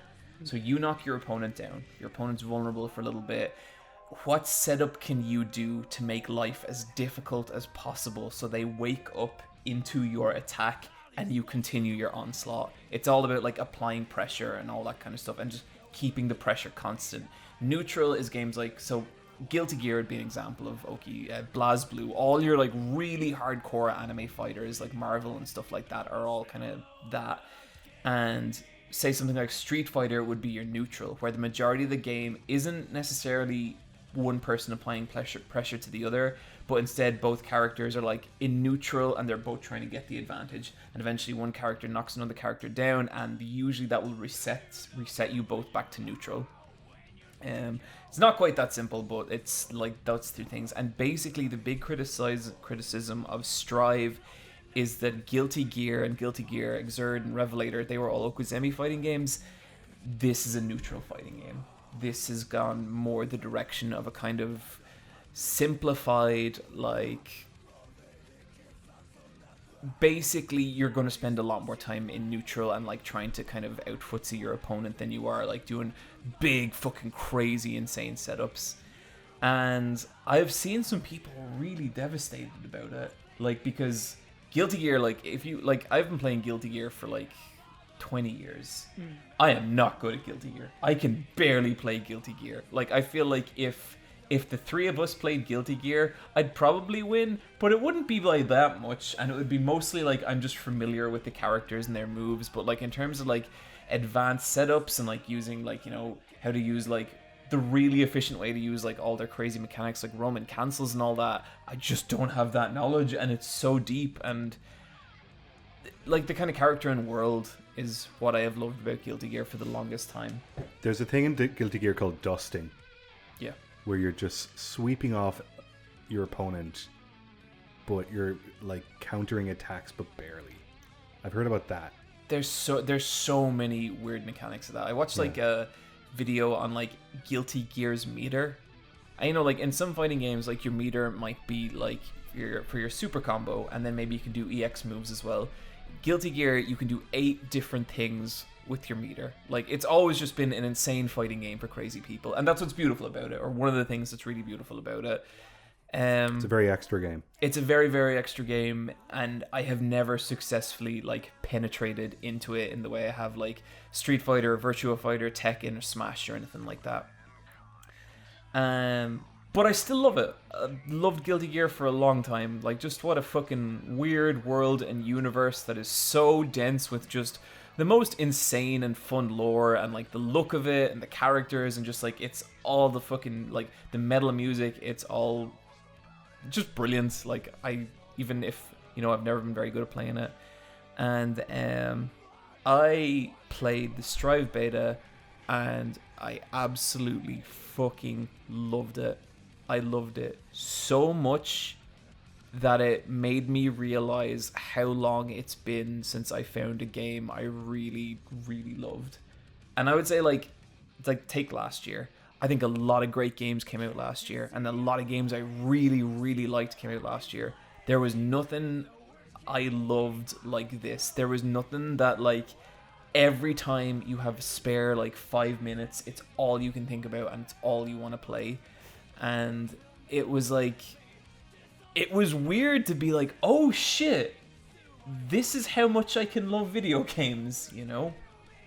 And it wasn't just the gameplay. Like, it does play a bit more like a Street Fighter, so it is kind of more what I'm used to. It was just, like, everything. Like, seeing the amount of love poured into the presentation was absolutely fucking insane. Everything from, like, the graphic design of when you hit a counter attack and a giant big counter flashes up on screen behind the characters, so to like the characters' voice acting, to like their win animations, to everything. It was just like, for me, it was just like constant tens in every area, and I could not fucking believe it. And like, I got so into Giovanna, the one of the new characters. She is a girl with short hair who fights with her hands, who fights with a giant wolf.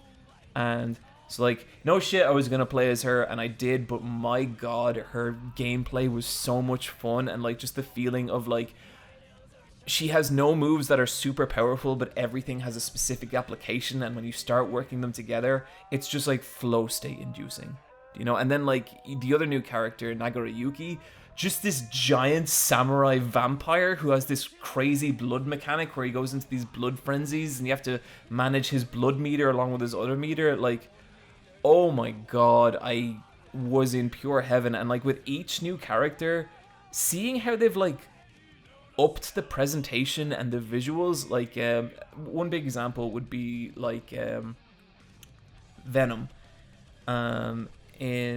There's always been this character in Guilty Gear called Zato-1. Or, sorry, not Venom, Eddie. There's always been this character in Guilty Gear called Zato-1. And his whole thing is that he's possessed by a demon who's, like, made of shadow. And depending on what game you play, sometimes Zato-1 is in control, and sometimes the demon is in control. And in a lot of the previous games, like, Eddie, the demon, was kind of like just... He was a pretty cool looking gargoyle shadow demon, like, you know, kind of like something you'd see like in a Spawn comic or something.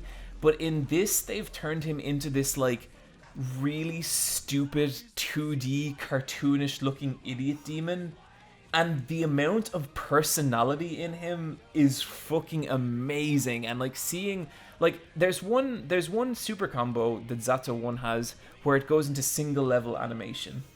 Like, they got an incredibly talented single level animator in, or at least this is what it looks like. I don't know how they did this with a computer, if they did do it with the computer. Maybe they did. It would require individual models for each pose, for each frame. And if like you're not familiar, single level animation is basically when you're an absolute fucking crazy person and you decide to do full illustrations for each frame. You're animating the character and the environment in a 3D space camera move. Yeah, and like a lot of times it's done with like coloring pencils and materials that like they don't use in animation because consistency is impossible. Yeah. And it is like one of the most beautiful animations I've ever seen. And I played about 40 matches. You do like a ranking match, and then you get assigned like to a floor in the tower. I got put directly in like the middle of the tower into like the mediocre level. Immediately got like annihilated, like 5 matches in a row, dropped down a level. But then started like figuring out how to play Giovanna and what the game was asking me to do. And then I got to, I think, the 7th floor. And it was just, I sat down for 2 hours and I think I played it for like 4 or 5. Lobby system sucks ass. Hope they fix it. But It's definitely an Arc Systems game in the lobby yeah, system. yeah. When you say the lobby system, what do you mean? Do you mean When you're like doing getting online. matches? Or Yeah. is it like, because I played a little bit of this and I was surprised that you have to make a little sprite and go up to people and Yep. request a match. So Yep. you can do a different option where you just go to training mode and they assign matches to you Okay. when they're ready. But if we wanted to play together, we would have to meet in the same floor, in the same lobby, walk up to each other, take out our swords, wait for the match to load in, and there's no rematch option. That's crazy. It's ridiculous. I'm guessing they're gonna, like, it's a beta. Yeah. So, but yeah, just completely blown away. Like, cannot fucking believe how much I love this game. Genuinely sympathize that some of the hardcore Guilty Gear players feel like they've lost something. It's not fun when a series you love just feels like it's not for you anymore. I get it. But, oh my god, I just adored this game. And I cannot, like, I had, like, withdrawals when the beta ended. Because that beta was only 2 days long, wasn't I know, it? yeah, and I went into it. Yeah. I went into it like Monday night, and I was like, it's gonna be closed, and it was closed. And I went back Tuesday night. Just maybe a glitch in Arc system meant that it had opened up by accident. No, it hadn't. And yeah, blown away, completely blown away. And It's such a John-ass game. yep. Like, I downloaded it and I turned it on and there was just a lot of metal music. And then I was like, that girl has a wolf. Yeah. I played as Chip a lot and I picked Giovanna to fight Do you mean against. the president of the United States of America? Is Yep. that who he is? Chip Daniel Yep, is the president of America. But he's also addicted to cocaine. Yeah. I liked him. Yeah, he's great. He He's seemed he's cool. very fun. So I was using Chip and I was learning it off and I was surprised how easy I found to do the moves, because those Arc System Works games are games I find difficult to do, but I was like, oh, I can play this. Yep. Which was surprising. I picked Giovanna to fight against because I was like, how sweet would it be if I could beat John at Guilty Gear? Niamh, if you beat me at Guilty Gear, I would be fucking pissed. I'd also be like secretly a little delighted. Yeah, he'd Yeah. be so proud of you. But then I went into the online mode and like had my ass kicked so much. Yep. I won one match though. Nice. Feel good? Yeah, felt pretty good. It's just like, thanks, Chip. Yeah, that's a gorgeous looking game. One thing I didn't think was too gorgeous, some of the win animations. Chip has this thing. Okay, maybe it was Chip, but Chip has this thing where he mouths some words, but his mouth flaps are not miming to any audio. Oh, yeah, or yeah. something. Okay, There's yeah. some weird like kind of. I saw that too. There's some weird animation stuff with some of the characters and syncing that I was just like, that looks fucking crazy. Like, Okay. Yeah, no, I could see something like that, definitely. I think just like, I just kept seeing Giovanna's win animation. Because, you know, I won quite a lot. And it's just like she fucking like falls backwards onto her wolf. Did you see Ramlethal's win animation? No, what is it? A little fucking puppy runs up to her and she picks up the puppy and spins around and then collapses with the puppy in her. It's the cutest fucking shit. But yeah, sorry. no, that's it. I played it too, and I was just like, yeah, a very John video game. I was playing as Faust. They made Faust scary. They fucked him up even more. What the fuck? So his shadows have no blending mode on them, or they're completely opaque. So he has like a different lighting to all the other characters in the game. And I think that's really funny as well, because he still fits in with the environment, but you're like, that's not approved. That's not correct. No. But sure, fuck it.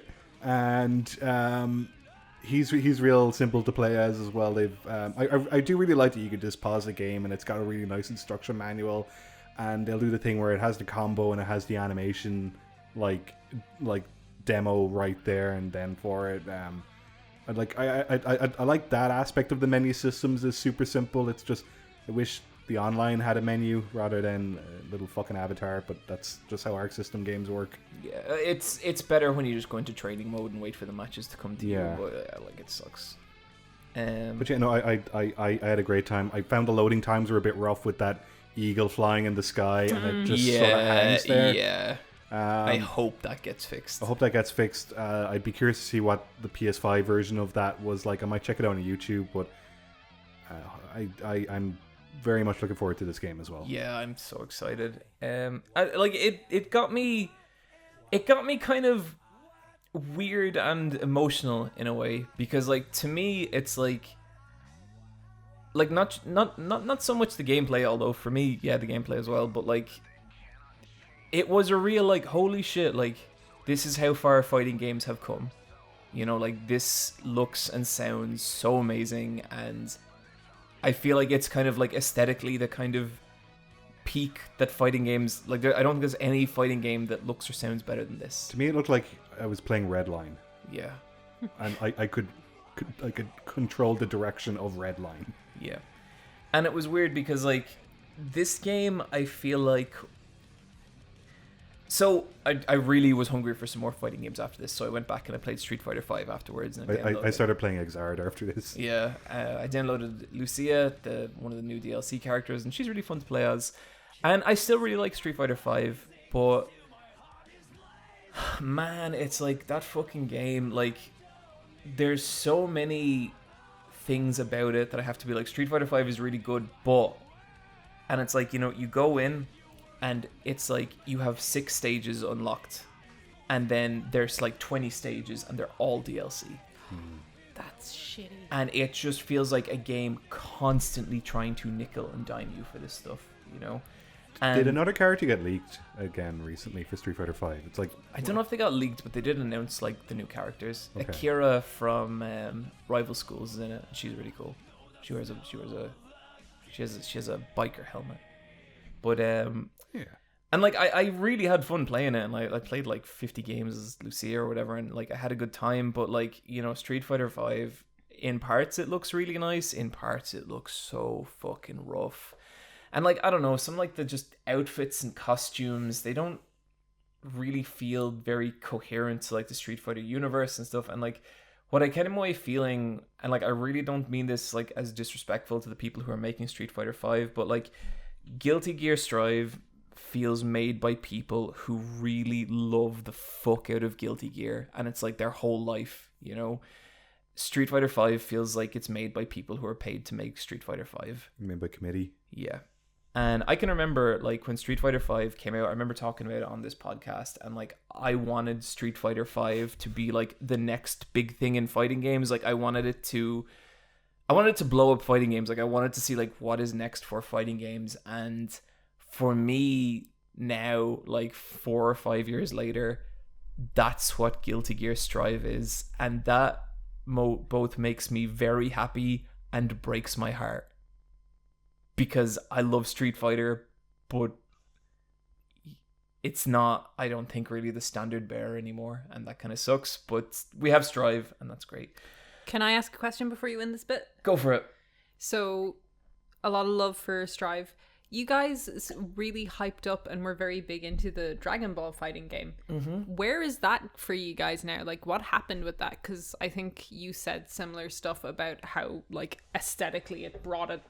Totally, yeah. Like, is that... Are people playing that still? Are you guys playing it? It's a very good 3-on-3 fighter. Like, it's like with Dragon Ball, for me, like, it's a 3-on-3 fighter, and I'm just never gonna be into it. Like, okay. I played it with some people at work, but they're still more into Marvel versus Capcom. Yeah. With their 3-on-3 fighter, I've not thought about it. Yeah. And I still have the disc over there. And then like Grand Blue came out, and Grand Blue was like way more my speed than that. I think Grand Blue is definitely a much simpler game than Strive. Like, anyone could kind of play Grand Blue and like start to understand it, but Strive I think takes a little more effort. But for me, like, even like Dragon Ball and Grand Blue, like, aesthetically, like, they just can't compare to Strive. And I'd say that at Revelator as well. And like, Revelator is beautiful, it's still beautiful, but Strive is on a whole other level. Just completely next level shit. Cool. When When is that coming out? I think it's May. That's so soon. You're going to be so happy. I'm going to be so happy for once. So yeah, big thumbs down on Strive. Quicktime Events.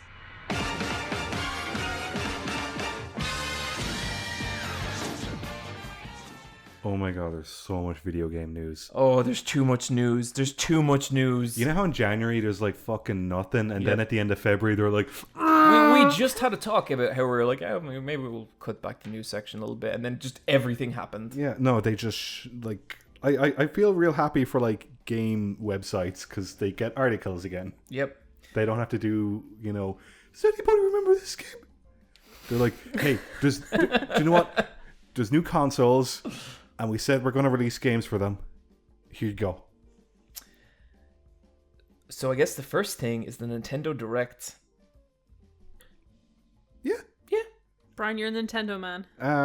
I guess as a Nintendo fan, it was fine. I was saying to you guys, I think the Switch is the new Wii, in that it's aimed at a general audience that they can make more money from than a hardcore fan base. They can take their time with their primary IP, and most of the games that occupy the Switch eShop seem to be Fortnite clones, which I'm sure do super well. But I'm just a weird old man who likes Mario and Zelda. But there was some great stuff in this direct that catered to my needs. I thought Was not a fan of everything they did. Did not enjoy, but thought it was pretty good. I thought this direct started off really strong and then got really comically kind of downhill in a way that was so funny. I laughed. Oh, it was fucking brilliant. So hard. The fucking Aonuma bit. Oh my god. I know you're all expecting Breath of the Wild 2. Yeah. Unfortunately, we won't be showing that. And it's like, well, why did you come out? It's just, this was a direct days before the 35th anniversary of Zelda, and you'd think, you know, the Switch is now officially 4 years old. They teased Breath of the Wild 2. It's about time they kind of teased it again. They bring out Aonuma, and we're like, here we go, and he's like, and here you go, Skyward Sword, the game that made Breath of the Wild happen because of all the backlash it received. Like, I get what they were going for, but that was silly, guys. Should we just talk about the other games first? Sure. Like, No More Heroes 3 was one for you, John. I think some people thought this looked like shit. I thought it looked like No More Heroes. Yeah, this looks like the third No More Heroes game, because I know Travis Strikes Again was like No More Heroes 2.5. You know, I like that game. It's shitty and stupid in a lot of ways, but it had heart and I appreciate it. And it was a sad game about how No More Heroes doesn't exist anymore, and that's really funny. No, this had Grasshopper Manufacturer all over it. It was like a fucking... It was exactly what I wanted from a No More Heroes 3 trailer. Yeah, I hope it's terrible. I can't wait. Yep, same.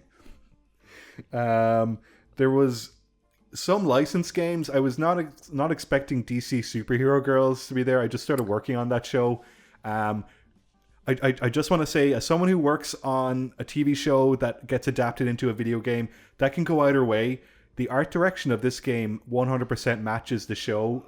Like, it has the same sky cards. Oh, that's so weird. And so I was like, they really did their homework. So the people developing this game, they are studying the source material of DC Superhero Girls, and I hope the people who play that game enjoy it. Niamh, who's your favorite DC superhero girl? Poison Ivy. Brian? Poison Ivy is adjacent to the DC Superhero Girls, that's correct. My favorite at the moment... I think I said the wrong thing. You didn't, it's fine. Who's a DC girl, Brian? Barbara Gordon. Okay. My favorite is Diana Prince. Who's that, Brian? Wonder Woman. That's Wonder Woman. Just fucking say Wonder Woman. No, because her name is Diana Prince, and we're in first name terms. What's her middle name, Brian? Brian. Diana Brian. John, who's your favorite DC girl? Power Girl. Okay. I think I know why. She's got cool arms. Yeah. She does, legitimately. Do you follow any Instagram accounts where people cosplay as Power Girl, John? You know that's that's true, Brian. You fucking know. Like, I've never told you, but you know that happens. I know what you are. I smell my own kind. Ninja Gaiden Yeah. Okay. There were some Xbox games like Stubbs the Zombie Yeah. that are being ported to the Switch. I'm saying it now. Master Chief is going to be in Smash, and I didn't say it this time. He's going to be It was in really Smash. weird playing Ori on be. Switch and seeing Xbox Game Studios come Yeah. up. That was fucking strange. Because like Xbox paid for that game, Yeah. for the exclusivity of that game to be on Switch. I Splatoon- played the first Ninja Gaiden, and it's fine, but I would never play that again. I'll I'll play that and never finish it up. Play Devil's Third. Yeah. It's like Ninja Gaiden. And Splatoon 3, sure. Splatoon 3. I am excited as a Splatoon 3 fan.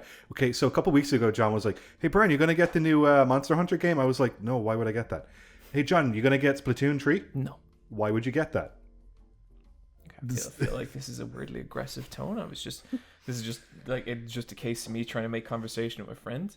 Try and take his mind off his fucking crippling surgery, and this is how it comes. You should back talk to me about Mm-hmm. Splatoon 3 because I'm fucking hyped for it. France is fucked and we're going to play Splatoon. I thought that trailer looked really nice, and then it was Splatoon 3, and then I was like, oh.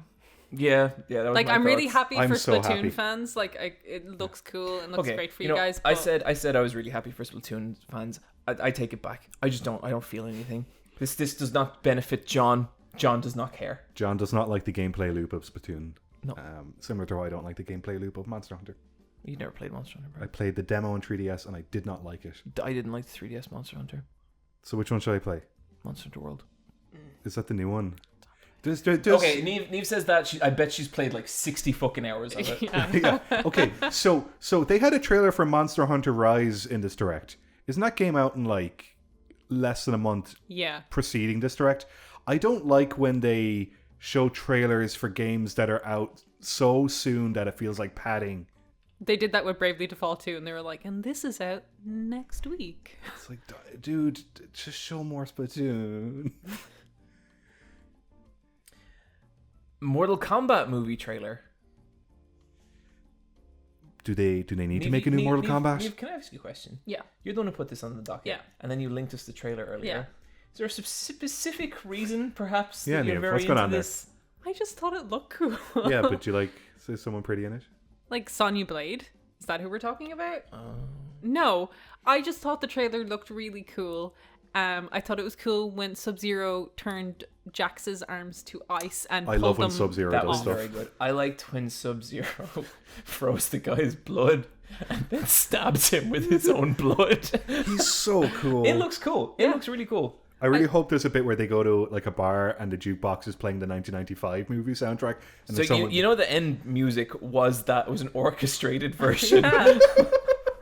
That's one of the best songs ever. No, that is one of the best songs ever made. This is a movie I really want to see in the cinema. Like, I'm hoping that things will happen eventually in our lives that means that I can see this movie in the cinema. It probably won't, but Well, Maybe. is the movie coming out this year? I don't think so. Okay. Or Are maybe you it sure? is. I think it might. I don't know. I didn't do the research on this. I was It just might end like, up cool, on like Sonya Blade. Amazon Prime or I knew Hulu. it. I knew it. Yeah. Sonya Blade looks very good in this, which is good because in the old movies, that was she played that role fucking perfectly. And this bit where Kano's like, "Oh, come on, Sonya, give me a break," and she's like, "Okay." She breaks his neck. Stirred many feelings in me. Silent Hill Bloober Team. So this is basically nothing. I don't know why I put this in here. So Bloober Team teased that they are working on a well-known horror IP. Wait, is Bloober Team the name of a game dev? Bloober Team are the people who did Layers of Fear 1, 2, and Medium. Why would they call themselves Blooper if they want to be I have taken heard seriously for survival so much horror? discussion about the name of these guys. They're called Blooper. I think it's a fine name. Yeah, whatever. It's like, To me- it to didn't me- stand out to me. I to guess. me- This is like the I third saw the heading. conversation I've heard about this, No, and like, now I'm in it. It's just here I saw the heading for Blooper Team and I thought it was like the fucking Shiba Inu ending of Silent Hill 2 is what you meant.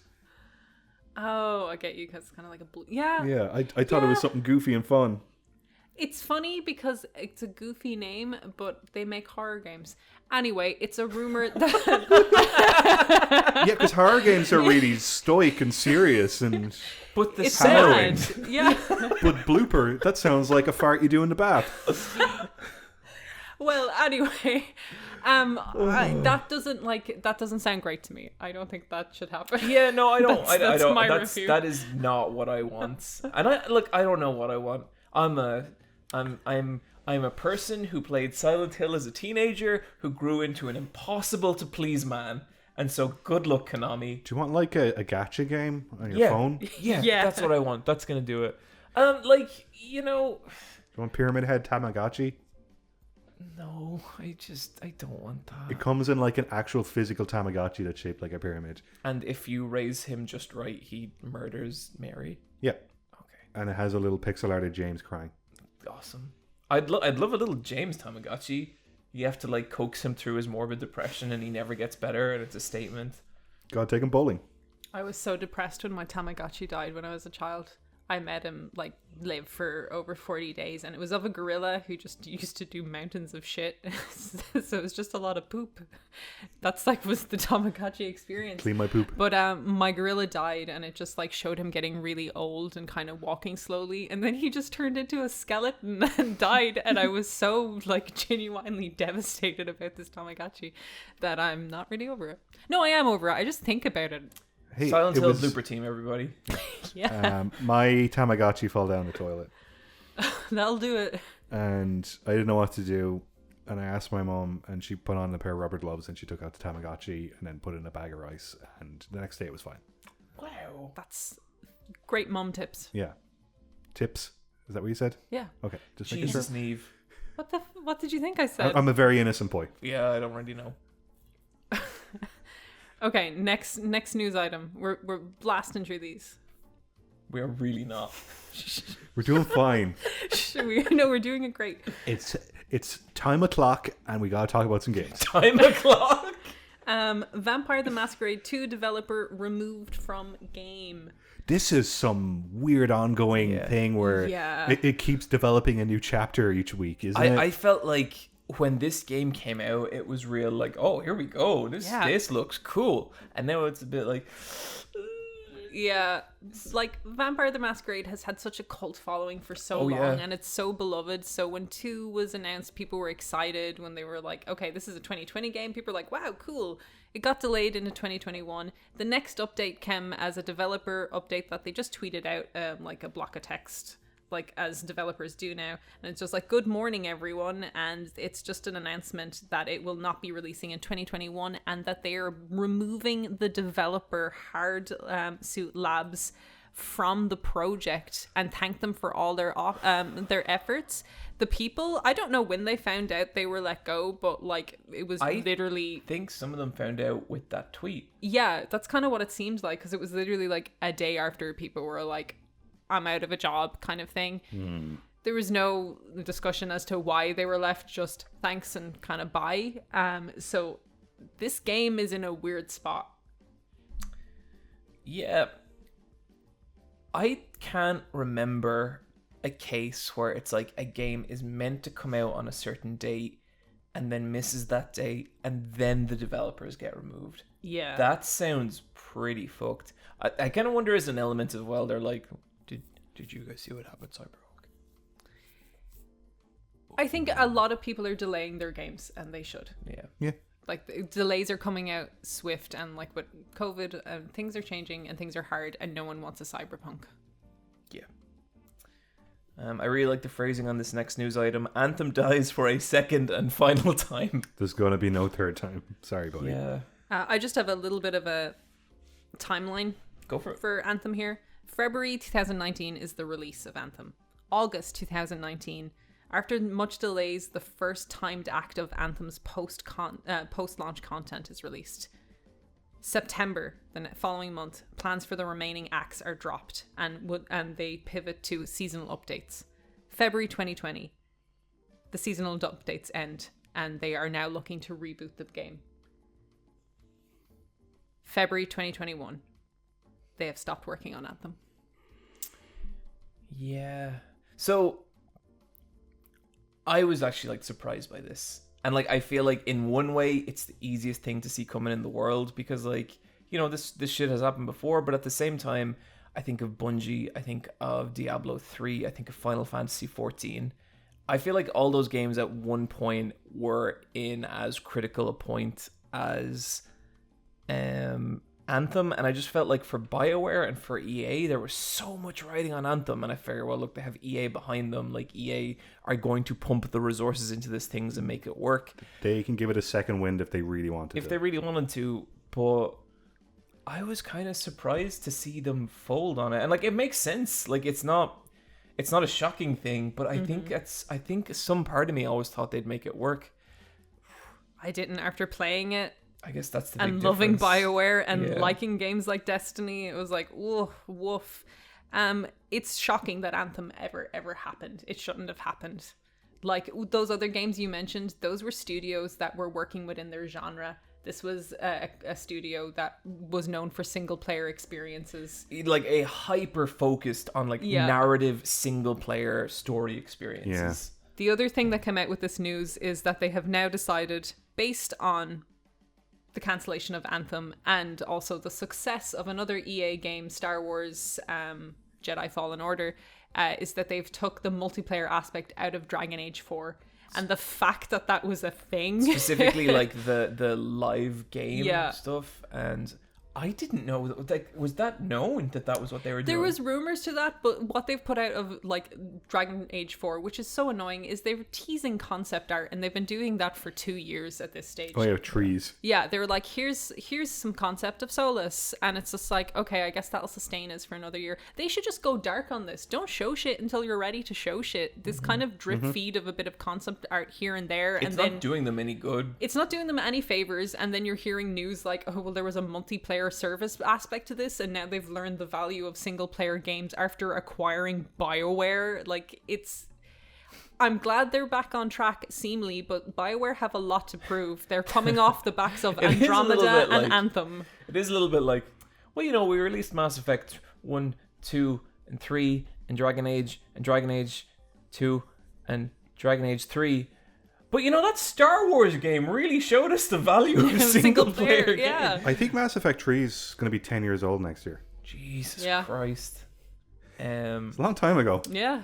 But yeah, like, I think part of it for me with Anthem is like, I'm a little bit kind of sad to see it, because I do remember, like, if you read the original Jason Schreier article about like Anthem imploding, the original idea for it sounded cool. Like it was basically this massive fortress city, and the outside the fortress city was this really hostile, like Dark Souls-ish world with Iron Man suits, where like making any progress was really difficult, but when you did, there was big rewards, and it sounded awesome. Obviously, that is not the game they ended up making, but yeah. I feel like a lot of the work that's gone into this can be folded back into the new Mass Effect and the new Dragon Age, so you know, they'll cut their losses. But this is Dragon Age 4 is a prime example of, do not pre-order that game, wait for reviews. BioWare have everything to prove to you as a consumer. Yeah, totally. They have not shown they can and deliver. Like the personnel shift, since Mass Effect 3 even. They sold Anthem with DLC roadmaps and all of that stuff. That's gone. Like the servers will stay live for a while, but as soon as they can shut those down without people complaining, you know they will. So yeah. Brian, do you have any interest in the Mass Effect remaster? I'm a bit interested. I think at some point you should give those games a proper shot. I have the 360 copies of 1 and 2 with the intention of playing a Shepard throughout, but I never did that, and that was 10 years ago. But I'd say there'll be some... Like, I'd say you'd enjoy them. Yeah, I'd say from what I've seen with the remaster footage, it looks great. So you can pick it up, Steve? I think I'll pick it up. The last time I played the first one was on a 14-inch portable TV in college. I've never played the first one. The first one was my favorite. Yeah, from what I've read of the first one and what I've seen of it, there's a lot of you're in vehicles mining stuff. So they might streamline that stuff to make it a bit more contemporary. But that's just me guessing. But I'm sure there'll be the best versions of those games. Hopefully. Hopefully, yeah. Guys, the Sony State of Play happened. I enjoyed this. This was a 30-minute video where they more or less talked about what games are coming out between now and June on the PlayStation 4 and PlayStation 5. I was kind of shocked at how little there was. Like, when they were like, and we're done, I was like, what? I love the "and we're done." What was it they said specifically, and that's it, or something? It was Final Fantasy VII, and I said, and that's it. And I was like, there you go. That's what you deserve. Okay, so... okay, real quick, I want to get a yay or nay from you both, and we're just going to go through these games, and we can talk about them after. Kenna, Bridge of Spirits. Nah. Returnal. Yeah. Meh. Sifu. Eh. Solar Ash. Yeah. Deathloop. Yeah. Final Fantasy VII Remake. Intergrade. Yeah. Yuffie. Okay, Kenna Bridge of Spirits. I don't know why that game exists. It looks like, I think animators will get this, but it has a real smack of animator off it, and Yeah. like not in the best way. French Yeah. Animation College. Yeah. It's I hope that's good. If that reviews well, maybe I'll pick it up, but it doesn't set my world on fire. right now it's like nothing, and you know what? Fuck those little guys. Oh yeah. Yeah, fuck 'em. Fuck those little minions. Yeah, I don't like it at all. Returnal, I think that game looks cool. This weirdly reminded me of Moons of Madness, because on Yeah. Moons of Madness you're on Mars, and sometimes you're in a classroom or a house. Oh. So there's like an image in Returnal where she's on the moon or space. But some suburban houses Yeah, there. it's there, and she's like, "What? I- That's not meant to be there." I already told you guys my twist of this, but if she opened that door and it was the hallway from PT, that would have been the greatest trailer of all time. I was reading this up. I just want to make sure I'm not talking up my hole. Just a sec. Okay, so this game is developed by the same people who made Resogun, which was at the very beginning of the PS4. It was a side-scrolling shooter yeah. that was a PS Plus game, and I love that game. And this is their next game, Returnal. Well, fair play to those guys. That is a That's very a leap. ambitious step up. They're called Housemark. I hope it works out for them. Like, Yeah, I think it looks it's a cool. completely different looking game. But Yeah. no, they're going for a different genre, and that kind of made me curious about it actually. Sifu, I'll buy that. Which one was Sifu again? The This is- Kung Fu game. Yeah. Oh yeah, Yeah. This looked really nice. It's something that if it had a story, I might be interested in, but if it's just all combat, it wouldn't be my thing. Nah, I get that fucking story out of here. Just let me ram someone's head into a frying pan. So this was tight space combat, maybe using the environment to your advantage. Yeah, the guys who did this did Absolver before, and Absolver was a kind of vaguely Dark Souls-ish martial arts game that I really wanted to like and did not like because I just didn't like how the combat felt. And that has me a little worried, but like I like tight spaced fighting, that's my jam, so I'm going to check it out. Solar Ash Kingdom. This is from Heart Machine, who did Hyper Light Drifter. This is their new game. I'm very curious about this one. I love the colors. Niamh, you seem pretty up on this. Yeah, it looked beautiful. There's something about this game that just looks very like Xbox Live Arcade to me. I think that color palette has, it's people use it a lot for Okay. these kind of games. Yeah, and I think yeah. that's why, like, So there's a game called Pathless that I was telling you about. I played it our buddy Waltz because he has a PS5, and like that's a great game, but it's the same thing where you're a big open third person world of a fallen kingdom, and you're playing this kind of skating, gliding, kind of cloaked like archer, and you're kind of just doing your targets, and you kind of get into this kind of flow state where you're just kind of like comboing targets. So like it's not exactly the same, but that is also Haven. Yeah. And so Solar Ash kind of remind me of that again, where it's like they know what they have, but this prototype is kind of already in other games. Yeah. Like, and not that I'm going to say like a game like Thumper is, but you know like Thumper is the same thing where you're kind of getting into the rhythm, Yeah. and you're seeing the horizon ahead of you, and you just sort of like drift. Yeah, Thumper's so fucking good.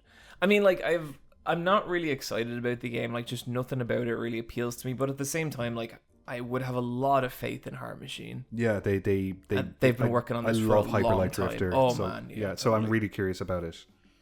Deathloop by Arcane. This game looks Rad. slick. This Yeah. game looks good. amazing. And then like I was reading specifically about the gameplay, and like it's Groundhog Day where you have to kill 8 people. Yeah. And you have to kill the 8 targets no matter what. yep. And that sounds so fun, and it's like an immersive sim, and I'm not that into shooters, but this just seems so cool. And the aesthetic is so strong, just like the beautiful orange they're using. Yeah, it's got the Saul Bass art direction Yeah. with the opening titles, and it's got like a mid-century setting where like it's got this retro 50s, but it's, you know, The characters, it's got like a James Bond 1960s vibe to it as well. the characters seem with to the have gadgets. a lot of like personality as well. Like Yeah. not so much in this trailer, but some of the other trailers, just they seem really fun. And Yeah, it really I'm seems like all really- the targets stand out, kind of like in a No More Heroes way. What's the name of the people who made this? Arcane. Arcane. Arcane, Like yeah. I just feel like They did it's the an Dishonored Arcane and Prey game, games. but it's also very clearly a step into something totally different for Yeah. them, and I really respect that. Yeah. Like I'm very, very excited for this. This is why I want a PS5. And then they closed on Final Fantasy VII, the Yuffie DLC. I am too emotionally exhausted with Final Fantasy VII to have any kind of opinion on this. But John, you're only at the start. This is the first chapter. I The think first chapter from another perspective. so. I think in like 4 years, I'm gonna do like a full video on the Final Fantasy VII remake, and I think it's just gonna be a complete emotional breakdown. And I think it'll be the last video I'll ever make, and everyone will be like, "I'm not watching any more Super Eye Patch Wolf after that video." Is it just gonna be? What was that? Is it going to be you like standing in a room describing the game while you slowly piss your pants? I mean, Like it's just going to be like the patch is going to appear and just spread out. I think like maybe that, but like eventually, like I'm just there and I'm just stained in piss, and then I take out like a box of matches and start kind of like just lighting myself on fire. The piss is flammable. Would one of you hit upload on this for me? Because I have a feeling I'm not going to be able to. Yeah. We're just gonna like find charred remains and like a perfectly intact disc of Final Fantasy because not even the flames want it. Just a dark room, and I talk for 40 minutes, and at 45 minutes I pick up like just a big tin of fuel, and I just start to pour that. I found the wording about this really Square Enixy, where okay, so this game right now in March is part of PS Plus, so you can go play Final Fantasy Remake 1 year later, but this won't count towards the Yuffie DLC because that needs to be a separate method of purchasing. Wait. So The Yuffie DLC is a PS5 exclusive. so you can download it on PS4 now. Yeah. But if you want the Yuffie DLC, you can upgrade for free off a bought version, but not the PS the Plus P- version. So the PS Plus version that's available now has some DRM in it that tells it no Yuffie's allowed. But That's awesome. That's really great. I'm glad if they you did have that. a disc copy of the PS4 game, which we all do in our households, or if you've bought it before or after March, I'm sure it's fine. But if you buy the game during March, there's a That's the stupidest. of- If you're on PS playing Plus. on your PS5, you can't get Yuffie for PS4. Yeah. Which sucks. That sucks. Like, I know when So this you're gonna have whole to buy the game journey again. started, everyone was just like, so like, is the next part going to be a PS5 exclusive? Are they going to re-release it? And it's already happening with their DLC where it's like across a generation. Yeah. This is New Kingdom Hearts. I'm out because I know where this is going. This is going to be 10 years of different types of spin-off games and maybe movies, mobiles. Maybe there's a gacha in there. I don't know. Them re-explaining stuff. Yeah, this is a story about the Final Fantasy VII story and no longer the story of Final Fantasy VII. I don't want to play a story about a story anymore. They can show that train pulling in as many times as they want. And they will. Oh yeah. You gotta get your fucking money's worth. I think this is if you want to get in on Final Fantasy VII Remake, now's the time to do it because it's only going to balloon from here, and if you miss one thing, it might have that key moment in it. Or maybe that's okay. Maybe you don't need this in your life. That's what I'm doing. I'm getting out. I'm getting out while the going's good. Yeah. It seems like Bravely Default's a safer option right now. Yeah. I was like using like I got silence and I was like, oh, the echo drops and I'll use my Phoenix down. This is fine. This is fine. This is a nice time. A cute, simple time. Look, I'm gonna play the Yuffie DLC at some point. I'm gonna play the next Final Fantasy set. I don't know why. Have you played Dirge of Cerberus? Like, how did you feel about the... Never played it. Okay. So, if you've played Dirge of Cerberus, which I played because I was into the original extended universe of Final Fantasy VII. One of the bosses, Vice, is the boss in the Yuffie DLC. That makes me care even less. Yeah. And look, I'm gonna buy it. That's some fun trivia. But I don't give a shit. I do not give a shit about this fucking stupid Nomura fan fiction he wrote for a game he worked on. Okay? I don't care. It's like we have to tell stories. We can't just keep connecting everything into other things and then being like, I wonder what like, it's not storytelling. It's just this fucking weird amalgamation of fictional universes that don't matter, and anyone can fucking do it. I could be making the next Avengers film and I could be like, and that's when fucking Winnie the Pooh walks in. It doesn't matter. It doesn't mean anything. It's just, and everyone's just, this is really good, so I wonder what the next movie is. It doesn't matter about the next movie. What about the movie you just saw? What about the game you just played? Why do we have to do this? Oh, bother. And they did a battle royale. Oh yeah, they did, and Yeah. and a mobile version of Final Fantasy VII again with some nice portrait art. They can do whatever they want, and they will, and they won't. It's like the singular story is now like a media juggernaut to launch things from. You like Cloud? How about Cloud with a gun? You like brushing your teeth? You like Cloud? There was a point when I was playing Final Fantasy VII Remake 1 year ago, and I was so fucking happy, and they had me so much, and they lost it, and they kept losing it, and it's just that fucking gif of Homer falling down the cliff over and over and over. Getting bloodier and bloodier. And I get to the bottom, and it's just another cliff, and I'm here forever. You guys see those new Pokemon games? The Pokemon Direct was neat. Yeah. I didn't watch this. Happy 25th anniversary to Pokemon. Yeah. That's Why a number. is Post Malone there? Because Post Malone loves Pokemon, and kids love two things: watching unboxing videos of sneakers on YouTube and Post Malone. Okay, so a while ago on this podcast, I said that I don't know who Post Malone is. I just have no idea. I have worked, in the time since, I have worked to remedy that, and I went and I found out who he was, and I have specific memories of going back and looking at it. Since then, my mind has been like, we do not need that information, and I do not know who Post Malone is again. He's the rapper with the sleepy face and tattoos on his sleepy face. He's very good. Good for him. I just thought it was weird. It was a real like Fortnite moment for Pokemon. So it's like an in-game concert. I watched that concert. Was it good? Yeah. It was him like rapping with a Rapidash. It was really cool. That's pretty cool. Crazy. Okay, Yeah, that's cool. good. I was just like, this is wild. Games are strange.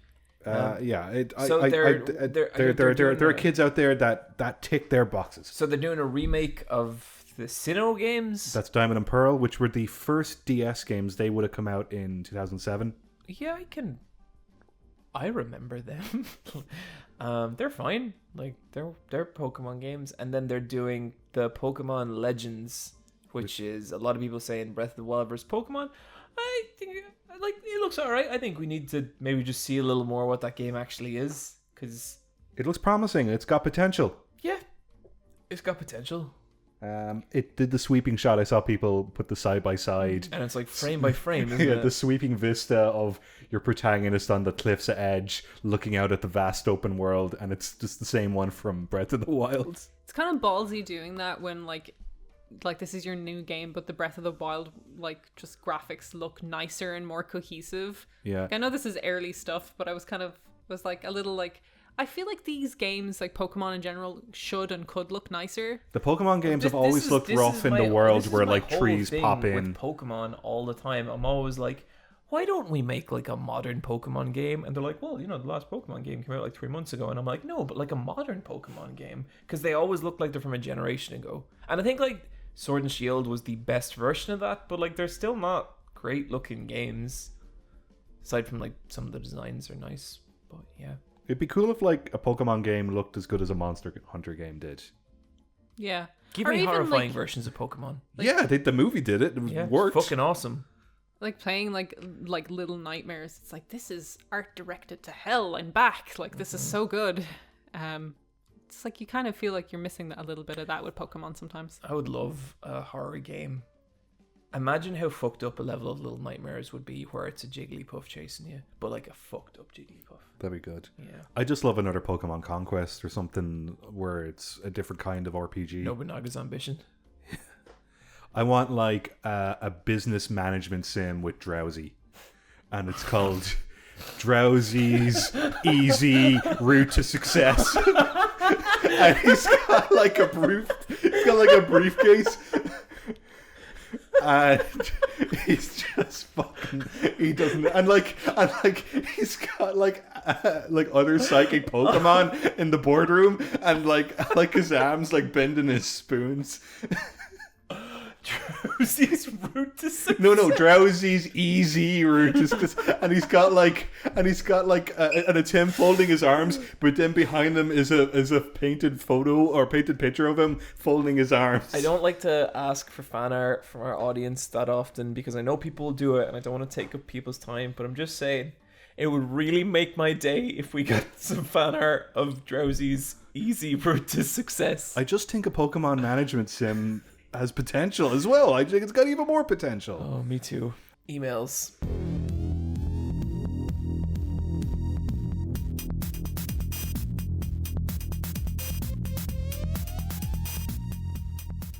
Niamh, Oh, I am not there. I see you got a little letter there.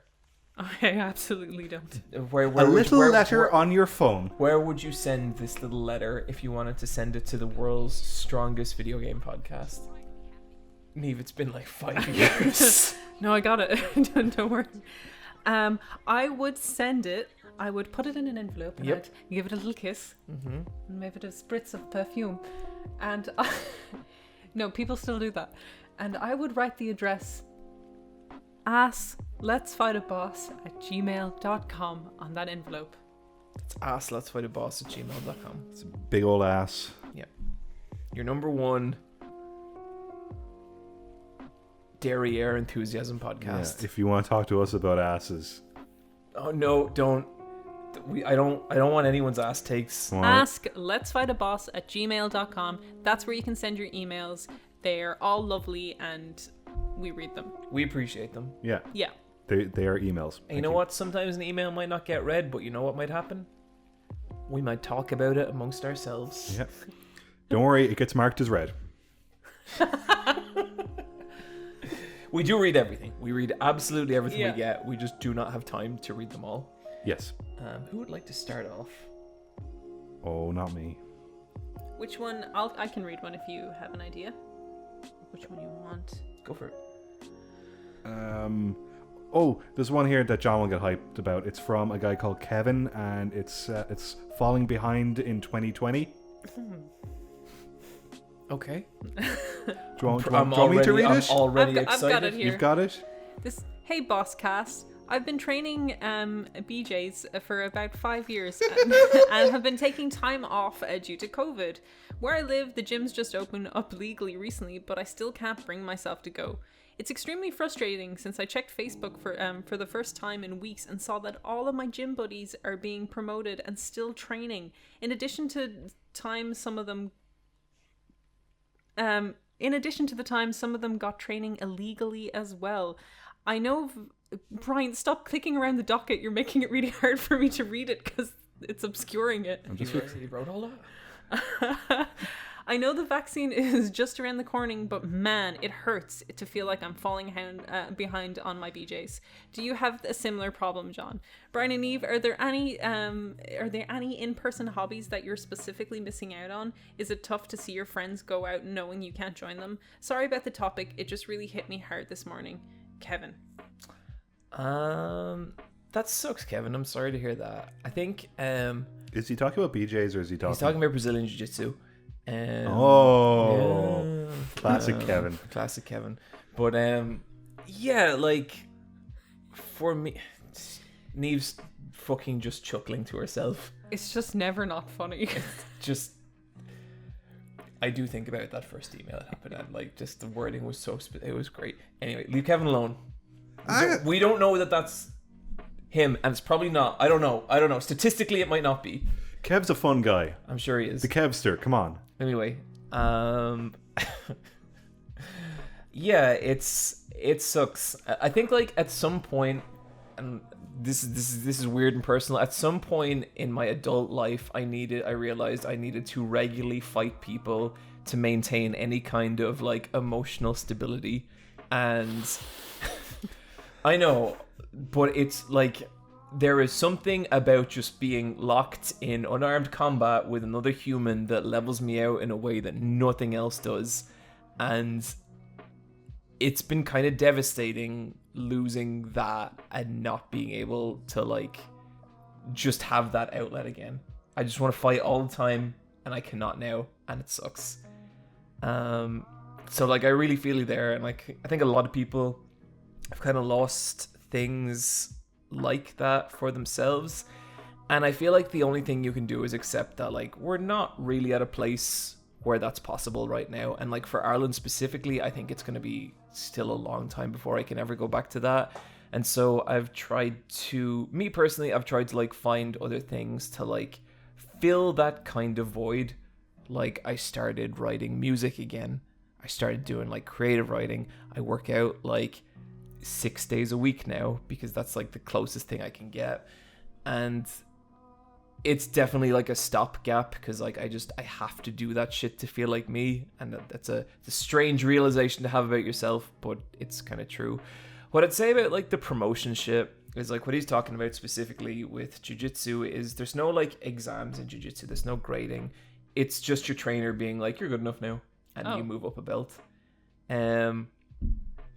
I get it's cool to move up belts, and like, you know, I'm like a 3-stripe white belt, and it took me like a year and a half of training to get there. I think I was pretty close to being a blue belt when the pandemic hit, but I also just don't really give a shit about the grade or the ranking. Like I was a black belt in Taekwondo, and like it was really hyped to like hit black belt, but like it doesn't matter. It doesn't mean anything. It's all it is a mark of your progress. It's not your actual progress.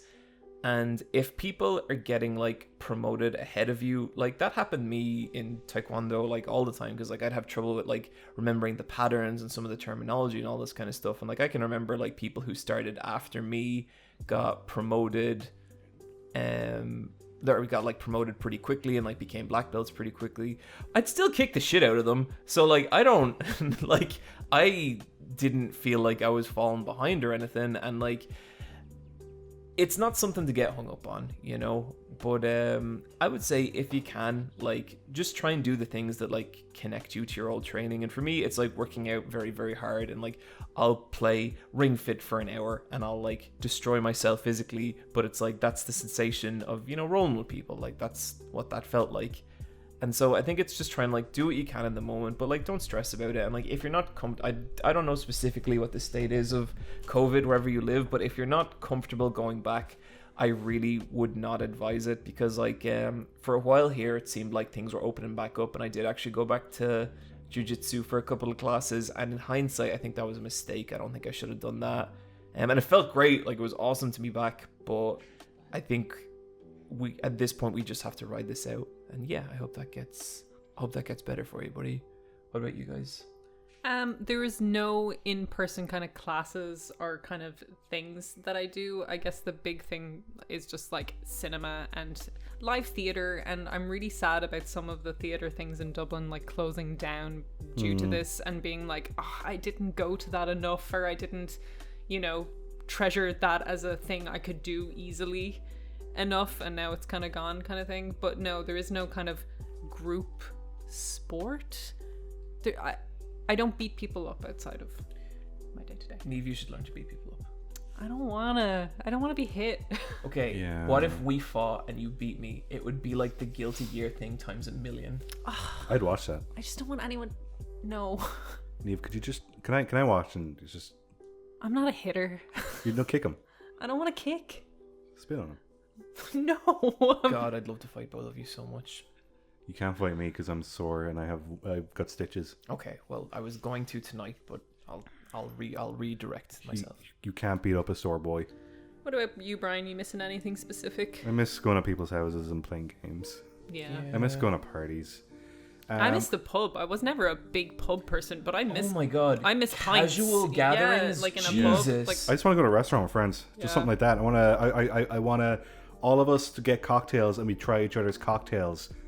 But that's such a weird thing now because it's like, ooh, yeah, stuff like that is so weird. We were all so gross before, like sharing drinks, like Licking each even other. like passing like a smoke to each other. You know what I mean? Like Yep. blowing on birthday cakes. Like, so much indirect kissing oh, and direct. yeah. It definitely comes in waves where you get these moments of impatience and you get angry at the world, you get angry at yourself, you get jealous and you start comparing your situation to others, but I guarantee there's always going to be someone comparing themselves to you as well. So you feel self-conscious, but everyone feels self-conscious. Everybody has someone that they're comparing themselves to in this situation.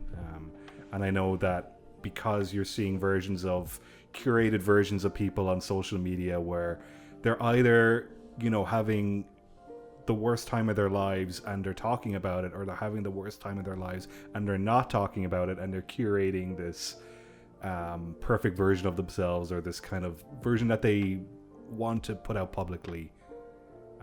And that can be kind of distracting, and it can warp your perspective. Yeah. It's a weird thing with COVID because like you don't want to talk about it too much because No, everyone's it's a going bummer. through this and it's a bummer and it sucks, and like we talk about our situation in Ireland and someone will be like, well, mine is so much worse here, or like it could be like this here, and it's like, well, you're not meant to relate to everything we say or even anything we say. Well, like with that as well, it's like, look, shit's bad all over. Like, I Yeah. feel like people should be able to express they're having a hard time without other people being like, well, I'm having an even harder time. 'Cause It's true. I think measuring misery is not helpful. Exactly, but it seems to be like what happens a lot, so it kind of makes me feel bad about talking about it as well. I think but that's kind of an audience thing, in that if you have enough people following you and you do, someone's gonna say that. Yeah. It's like, just fucking whatever. Like I have sympathy for everyone, but I can't pretend I'm not miserable in some cases. And that's true, and it's just like it's a weird time in Ireland right now, and like everyone's feeling it really bad, and I think it's also shitty on a podcast for us not to engage with the realities of our life as people who live in Ireland, to make this more of an international podcast kind of thing. Like, even though I'm so sick of hearing this, and it's just like, oh fuck, like this is what we talk about every day. Yep, this is who we are. Yeah. Yeah. We walk outside when we can, and we're faced with this really weird, distorted reality that if you told us a year ago, because we're coming up in the anniversary, it was St. Patrick's Day when the country went into lockdown. I was at a wedding that weekend. Yeah, you were. yeah. And like, I remember at the time just being like, this is the right idea, and you could feel like a national sense of kind of, we're all in this together. And there That has was, changed. yeah, now it's this weird conspiracy division. Jesus Christ, you're hearing the same vampire eating baby shit about RTE. Yeah. There was a really messy protest over the weekend that I saw footage of. Can I and talk it was about that very for a second? upsetting. Yeah. Because like there was loads of footage of that on TikTok, and there was a guy specifically being like, okay, I'm going to show you the other side of this protest. And it was like, all the media is going to show you is like people throwing like fireworks at the guards, like the guards getting bottled and all this kind of stuff. And he was like, here's what it's actually like. And he shows people like singing and like rapping and like dancing and them all having like a great time, being like, this is what the media aren't going to show you. And in fairness, I get it. It only takes a couple of bad eggs to make like a protest look bad. The problem is that the thing you're protesting is so fucking stupid and so much worse than throwing fireworks at guards. It's like, you fucking morons. And oh my God, it just boils my blood. Yeah, and I get their argument of like, they're trying to keep us in, and it's like, no, yeah, they are, but it's Their fucking slogan of they couldn't isolate the virus, so they isolated you. It's like, get fucked.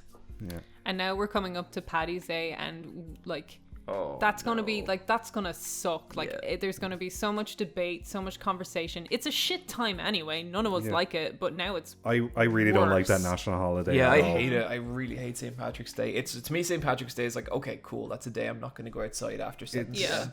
Like it's a day for tourists. It's not a day for locals. Yeah. And I kind of enjoyed last year's one just because we got to take ownership of it in a way. Mm-hmm. I don't know. I think this year is going to be a point of contention. Yeah, it definitely is. So that's where we're at. That's our little Ireland update with this. Yeah. Well, like I figure like when you're making entertainment, ultimately, if something's really in you, it's kind of gotta make itself into the like art you make, and this shitty little podcast is our art. Yeah.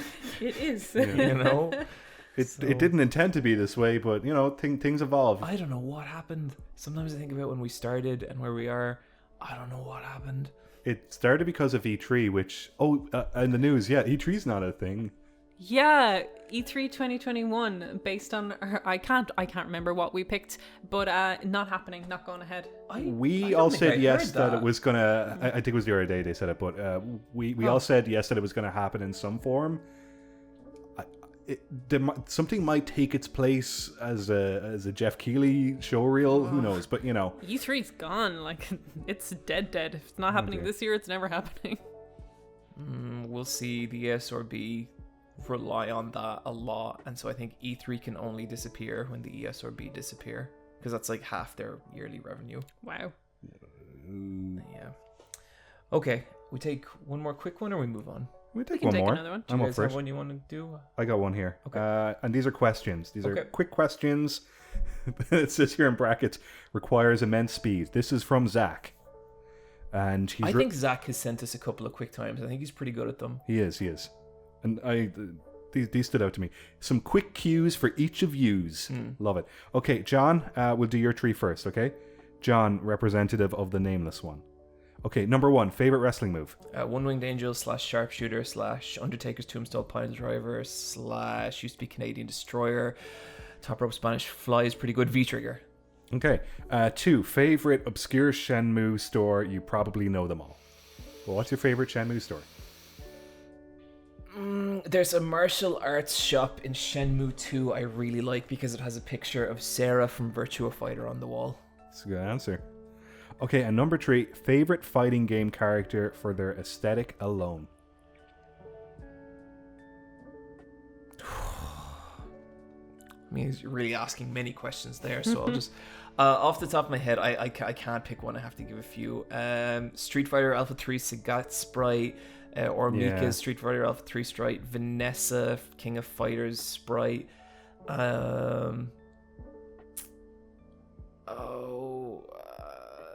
everyone from Tekken 4. Tekken 4 is just a very stylish looking game.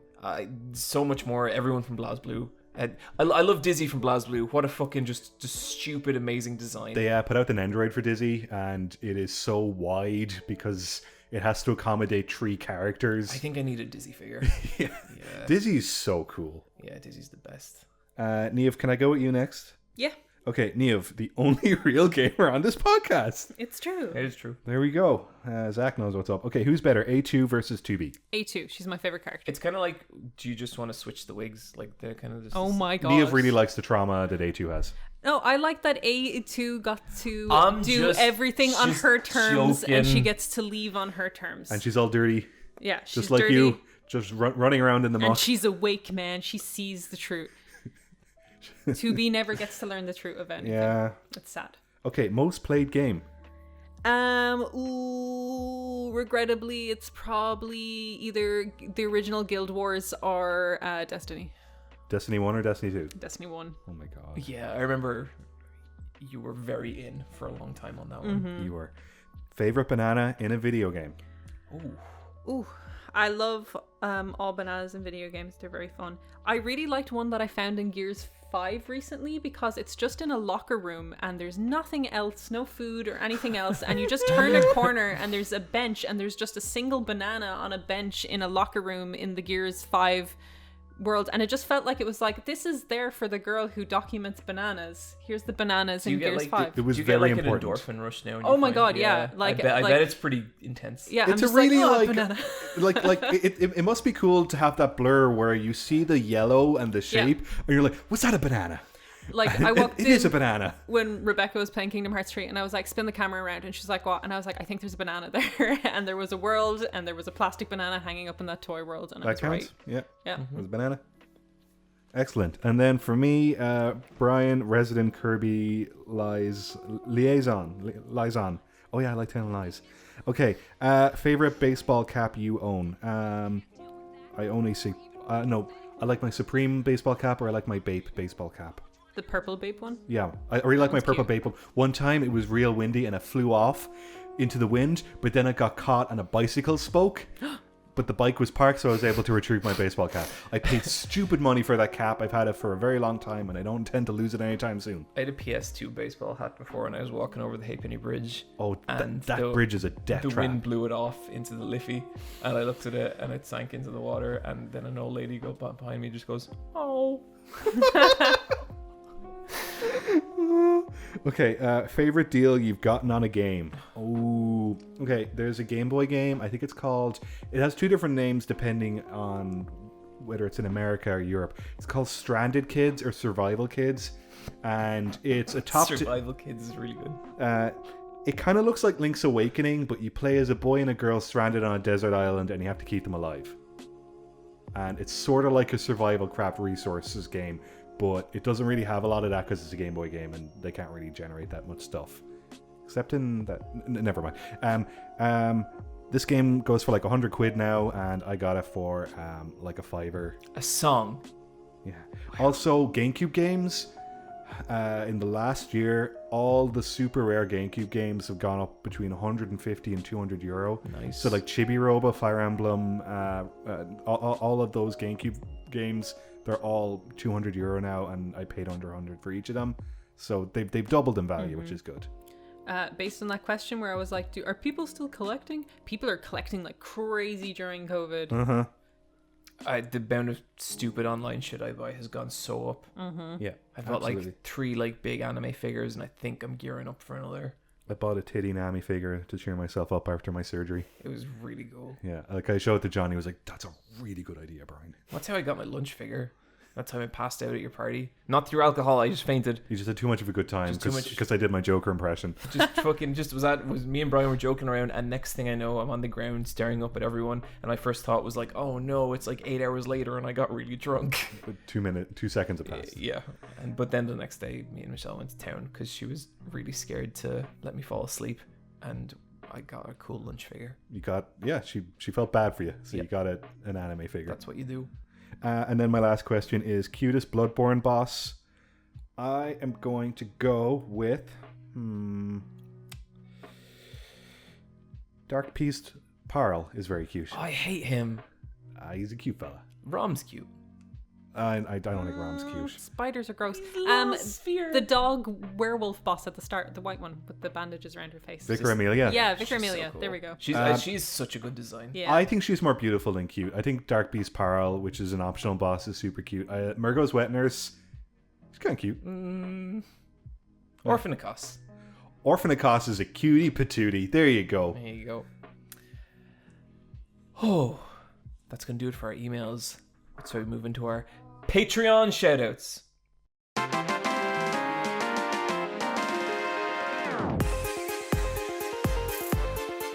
This is the shouting part of the podcast. Guys, I've been doing some thinking. Yeah. I am not subscribed to our Patreon. I do not contribute any money to the Let's Fight a Boss Patreon. And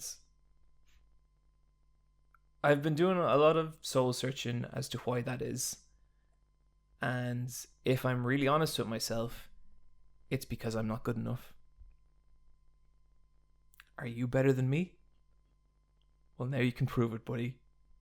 You can donate $3 to the Let's Fight a Boss Patreon, and you get, not just access to the fabled black tapes? What secrets lie in there? Or What surnames. What? Sorry. What mysterious gaming takes from a different world live there? You will also get access to the Let's Fight a Boss Discord, featuring such exotic locations as Uncle Anime's Crap House. Uncle Crapper's Anime Outhouse. Yes. Uncle Crapper's Anime Outhouse. There's also Brian's GameCube Corner, Brian's GameCube Corner. which is not the retro game channel. different things. I think it is the retro game No, channel. I think we should do a retro game channel. I also think we should do a gardening channel. Okay. Sure. It's It's a world of perfect beauty that's getting bigger all the time. But most of all, what you get is the knowledge that you are a better person than me. I know I drop a lot of hot takes on this podcast. Did you guys hear how fucking unfair I was to Yakuza 7? Outrageous. You can show me what a moron I am by proving that you are better than me by donating to the Let's Fight a Boss Patreon. Best $3 you'll ever spend. You will feel so superior. Maybe I said something in a video once you didn't like. Guess what, buddy? You got $3. Time to shut me up. yeah. Hit him with your wallet. Hit him where it hurts. That's, yeah. Every time, like, Bryan and Niamh message me every time we get a new patron, and I'm always like, oh, shit. So we got some shout outs. We got a section called Patreon Shoutouts where we promise we'll do a catch up at some point, but not this week because there was video game news. Yep. But if you leave us a message in 2019, it'll sound something like this. I'll take the first one. Mm-hmm. This is from Gallo the Shroom. I'm no longer a Patreon because I got no pennies. Fair enough, buddy. You are still very welcome in the Discord. Yeah, don't see why not. We got this next one from Mad. By training in the art of Brazilian Jiu-Jitsu, Jam is increasing his vortal power. Oh god, please don't ban me. What? I don't know what a vortal is. John, Is it like a muscle? No, like an abdominal muscle? So your Because vortal you do power. have to use a lot of your core. So you know what four fetish is. No? So to eat someone and to have them within you. Why would someone want that? So your vortal is when you open up your mouth and it's a portal, but it's only one way in and there ain't no way out. Fuck the internet. I'm so sick of just this shit. I don't want this anymore. Johnny, you do. This is from Chloe Mudcrab Cade. God is dead and we have Elfabbed him. I'm okay with that. Yeah, that's true. That's very true. Tough titty. Tough titty. Tough titty, God. That's the last words you heard. The Let's Fight a Boss tournament of the Nameless will begin properly next episode.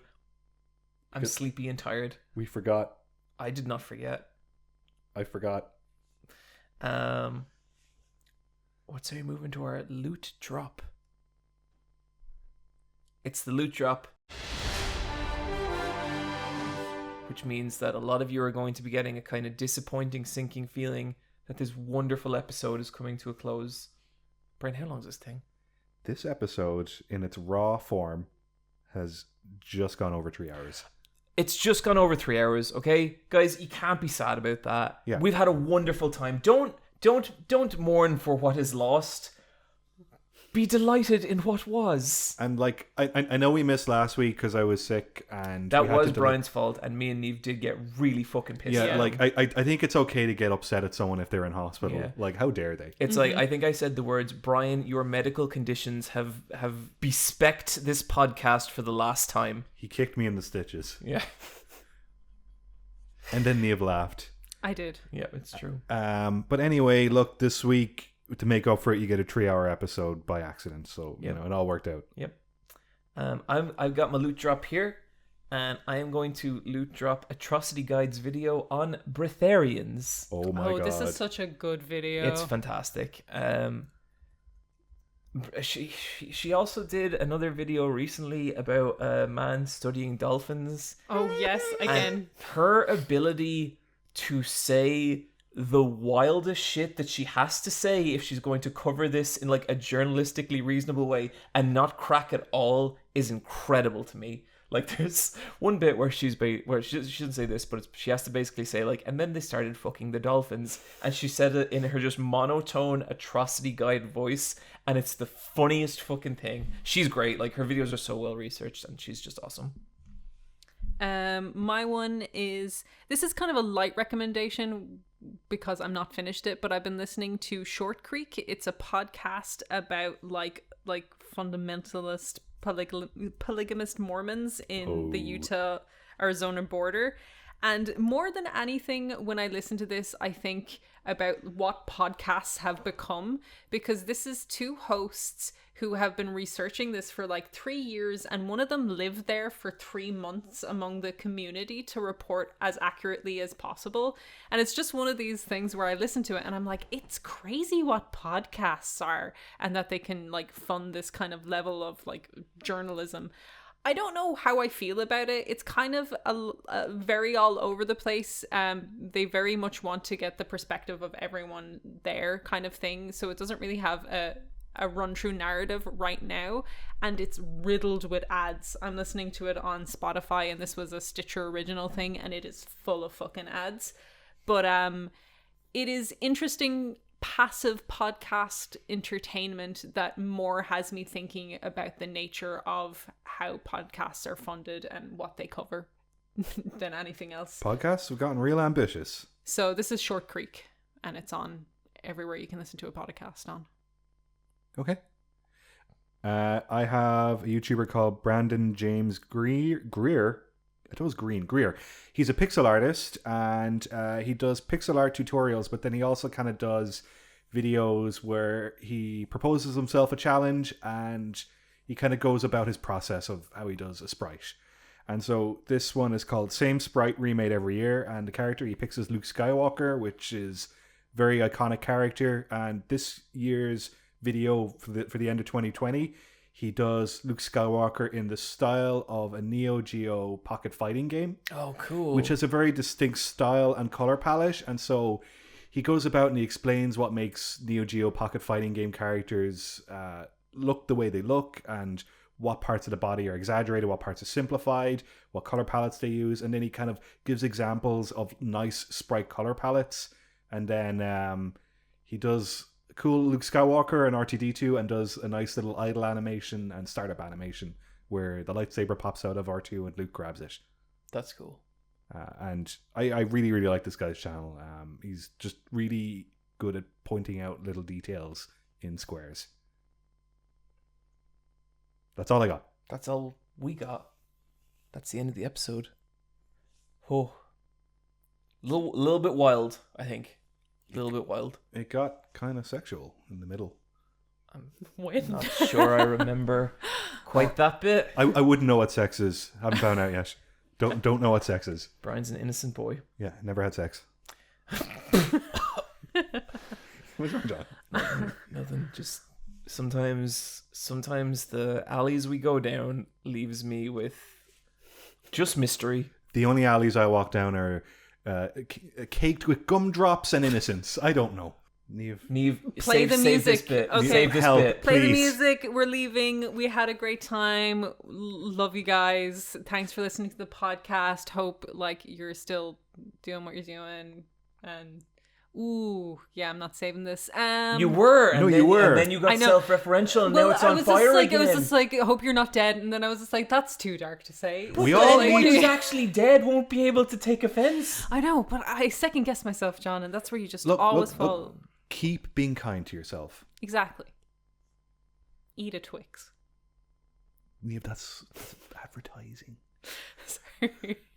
Eat a brand of chocolate that you support emotionally. Are we still recording? Yeah. Jesus fucking Christ. What a just absolute shit show. Like, we crashed the plane, we fell into like a lake of alligators, and the alligators started beating the shit out of us with our weird alligator hands, and so not only does it hurt, but it's kind of humiliating, you know? Have a break, have a Kit Kat. Oh, Jesus, Niamh. They're great. No, that's cereal. Goodbye, everyone. I'm sorry that we ruined a good episode.